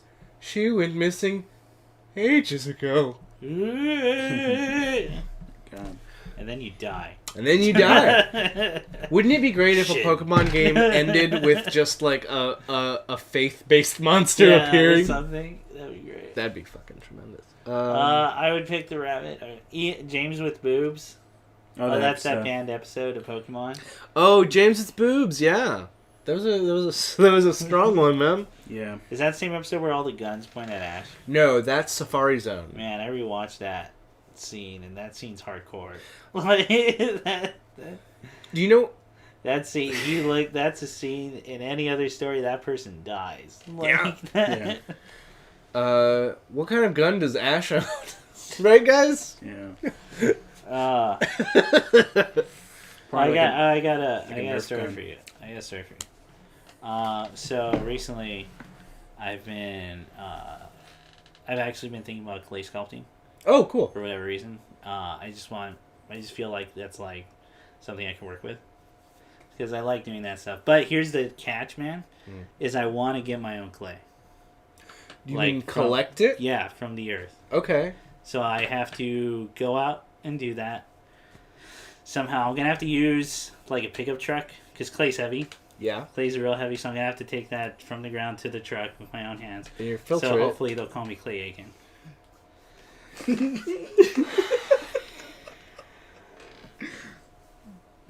I don't have to fucking get this way. You know what? I don't. Oh, we got him. Got him. How long? How long? How long?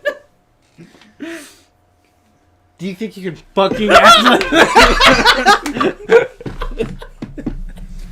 You piece of shit. Alright, next question. I think, God damn it. Isn't it gonna get better than that? It's already a 3-hour-long podcast. Oh, shit. We had 3 hours? Yeah. I thought we started at 4. You didn't start 4. It's about to be 7. Yeah. Oh, I see. What's coming up? Let's do our... What are we looking forward to? What are we looking forward to? Chris. Looking into building clay sculptures. Okay. I'm really excited for Knives Out. I'm probably going to see it this week if I get time. Oh, yeah, that Been came wanting out. to see it. Tony Collette. It's basically nothing but stars. Chocolate stars. Dude, that was a bad pun. Hey, that was a good pun. Hey, thanks for being on my side, guy. Hey, thanks, man. But that was what that was. What about you? What are you excited for, man? I'm again Blaze Blue Tag Battle. Okay. Yeah. 2.0 came out, so Blitz Tank, obviously. Yeah, probably that. Trying to think what else. Because a lot of it is mostly reading, because I'm still going through Murakami's books. Yeah. Oh, right. Yeah. Sorry. I know, yeah. I'm halfway through Wind Up Bird Chronicles, so... Okay, cool. After that will be Confidant Destroy. He's not talking for the rest of this fucking show. I don't know, there's a lot. Like you said, what Tom's coming out by Katamari. Yeah. Oh my gosh. Death Stranding, I gotta do my own playthrough. Same with Indivisible. Daniel, what are you looking forward to? Oh my god. Alright, see you guys. It's been great talking to y'all. No, I have to make the announcement. Oh, go ahead. What's the announcement? I gotta collect myself. This is why I need a fan. It's hot today. God damn it. It was super not hot today. It wasn't at all. I'm losing my fucking mind. Yes. So, thank you for joining us for a live podcast. Some cleanup. Ian's not going to be here next Sunday for family reasons. Mm-hmm. So me and Nick will figure out something to stream for that. Or depending on... No, I don't think we're going anywhere I don't think I'm going anywhere for the holidays for that. But what's going to happen after... Ian's got some homework, which I'm going to give to him. We have decided what game we're going to do next. We are going to play through... Ready, drum roll. DMC 5, man. Woo! Devil May Cry 5. Devil May Cry 5. I'm just going to say fucking do it. I'm going to get over my fear of showing off. Well, I can play it. No, I say no? have. Here's the thing. I have Why'd to you say no? Because I have to get over that. I have to get over that problem of not playing Devil May Cry. Why is it about your problems? What about my problems? We want it to because you're perfect, Nick. No, I'm not. You don't need. That's convenient for you. You don't need to do it. This is horse. Yeah, Nick. With every playthrough, there has to be an underlying story. The underlying story with the Kingdom Hearts thing was Ian experiencing Kingdom Hearts in his journey. Okay. This is gonna be me getting over my dumb figure of playing a game on stream because I don't think I'm good enough. Okay, go ahead. This is your arc. It's my baby. This is your arc. I need to do it, man. Gotta do it. But I will say it's completely worth it, Ian. It's so much fun to look at and hear. Actually, I do think this will be research you'll really like. Okay, great. And like Nier and Drinking Our Word kind of like ruined it for you. Okay. Yeah. Okay. So yes, that is the game we will be doing. So that'll probably not be next Sunday, but the Sunday following. This will, if you're here, thank you. For people listening, this came out on the final day of November. So thanks for catching up all that. Yeah, thank you. Hey everyone, spend that nut just how you want to. No, okay. Yeah, you know what? Fuck it. I was gonna tell us where you can find us, but you don't want to follow us. Release that thunder. All right, release it. All right, y'all are good. I want that to be the note I go out. Everyone have a good night. Good night, everyone. Click. You wouldn't be so tough without that helmet, little brother. You're on, Proto Man. Plasma power!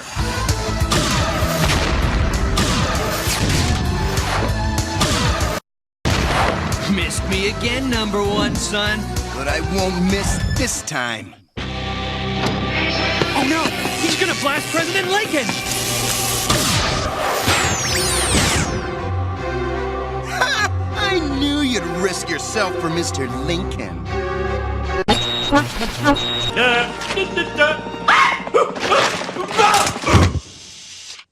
Simpson scandal update. Homer sleeps nude in an oxygen tent, which he believes gives him sexual powers. Hey, that's a half-truth!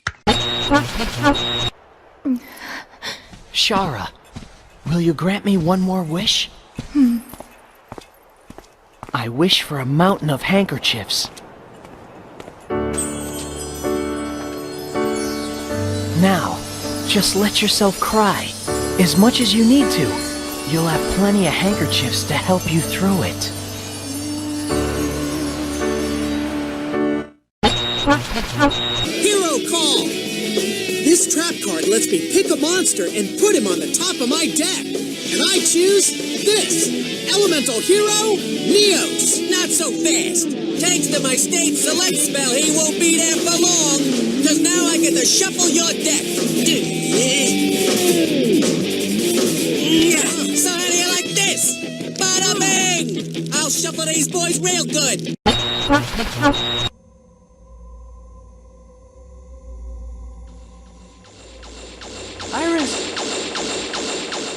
Iris! Zero, Hang in there, Iris. please, stay away from Replifos. Let's live together. In a world where only Reploids exist. Iris, there's no world just for Reploid. It's only a fantasy. Yes, I know, but I wanted to believe it. I wanted to live in a world where only Reploids exist. With you. Iris!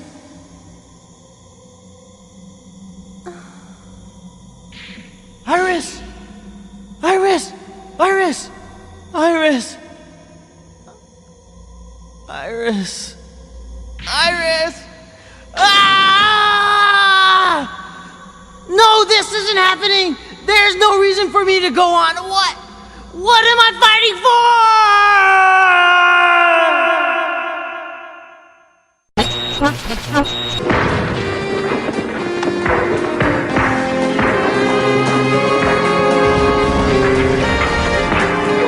Will you hold it down out there? You guys are always fighting!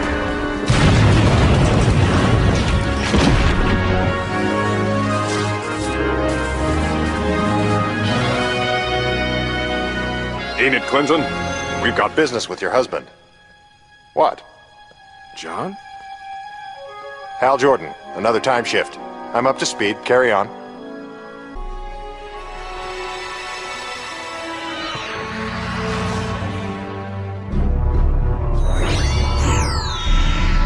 No booby traps. At least none that my ring can detect. Make up your mind, would you?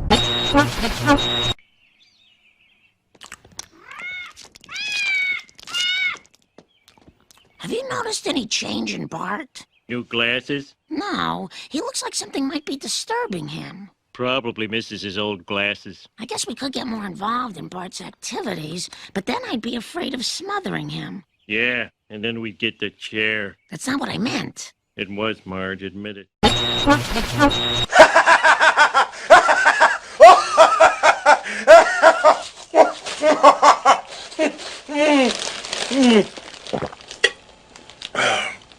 Pepsi for TV game.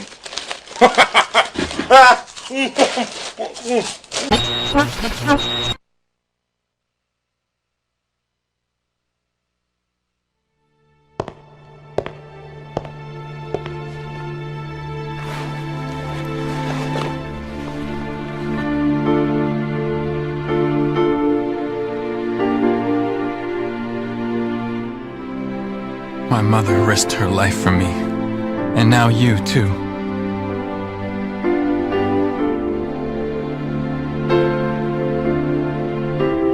should have saved you.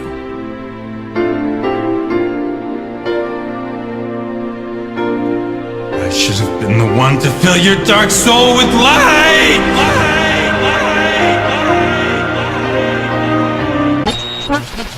I defeated you once, and I shall do it again! No, Magneto. I let you win before, in order to learn your plan, to trap you. But now the victory belongs to the Fantastic Four. Fool! Have you forgotten my invincible magnetic power? No mere weapon can stop me. With but a gesture, I can destroy it, or turn it against you. Behold! I'll make it leap from your hand, and make you its target. Now! Not this time, Magneto. This time I'm fighting for real. It's impossible! It cannot be! Nothing can defy my magnetic power! The Fantastic Four can. You're finished, Magneto. Surrender. You have no other choice. Why? Why will the gun not obey me? My power is gone. I'm helpless. Magnetism! It was my greatest weapon. Okay, Richards. We'll take care of him now. First tell me, how did you do it? How did you take away my power? I didn't, Magneto. I merely tricked you. You lie. I couldn't control your gun. You made me lose my magnetism. You're wrong. I just guessed that you'd overlook one simple thing. Your magnetic power only works on metal, like all magnets. But my gun isn't real. I made it out of wood, specially to fool you. Wood? A wooden gun? That's why your power didn't work. And it's why you're a prisoner of the police now. Take him away, men. A wooden gun. He tricked me with a wooden gun.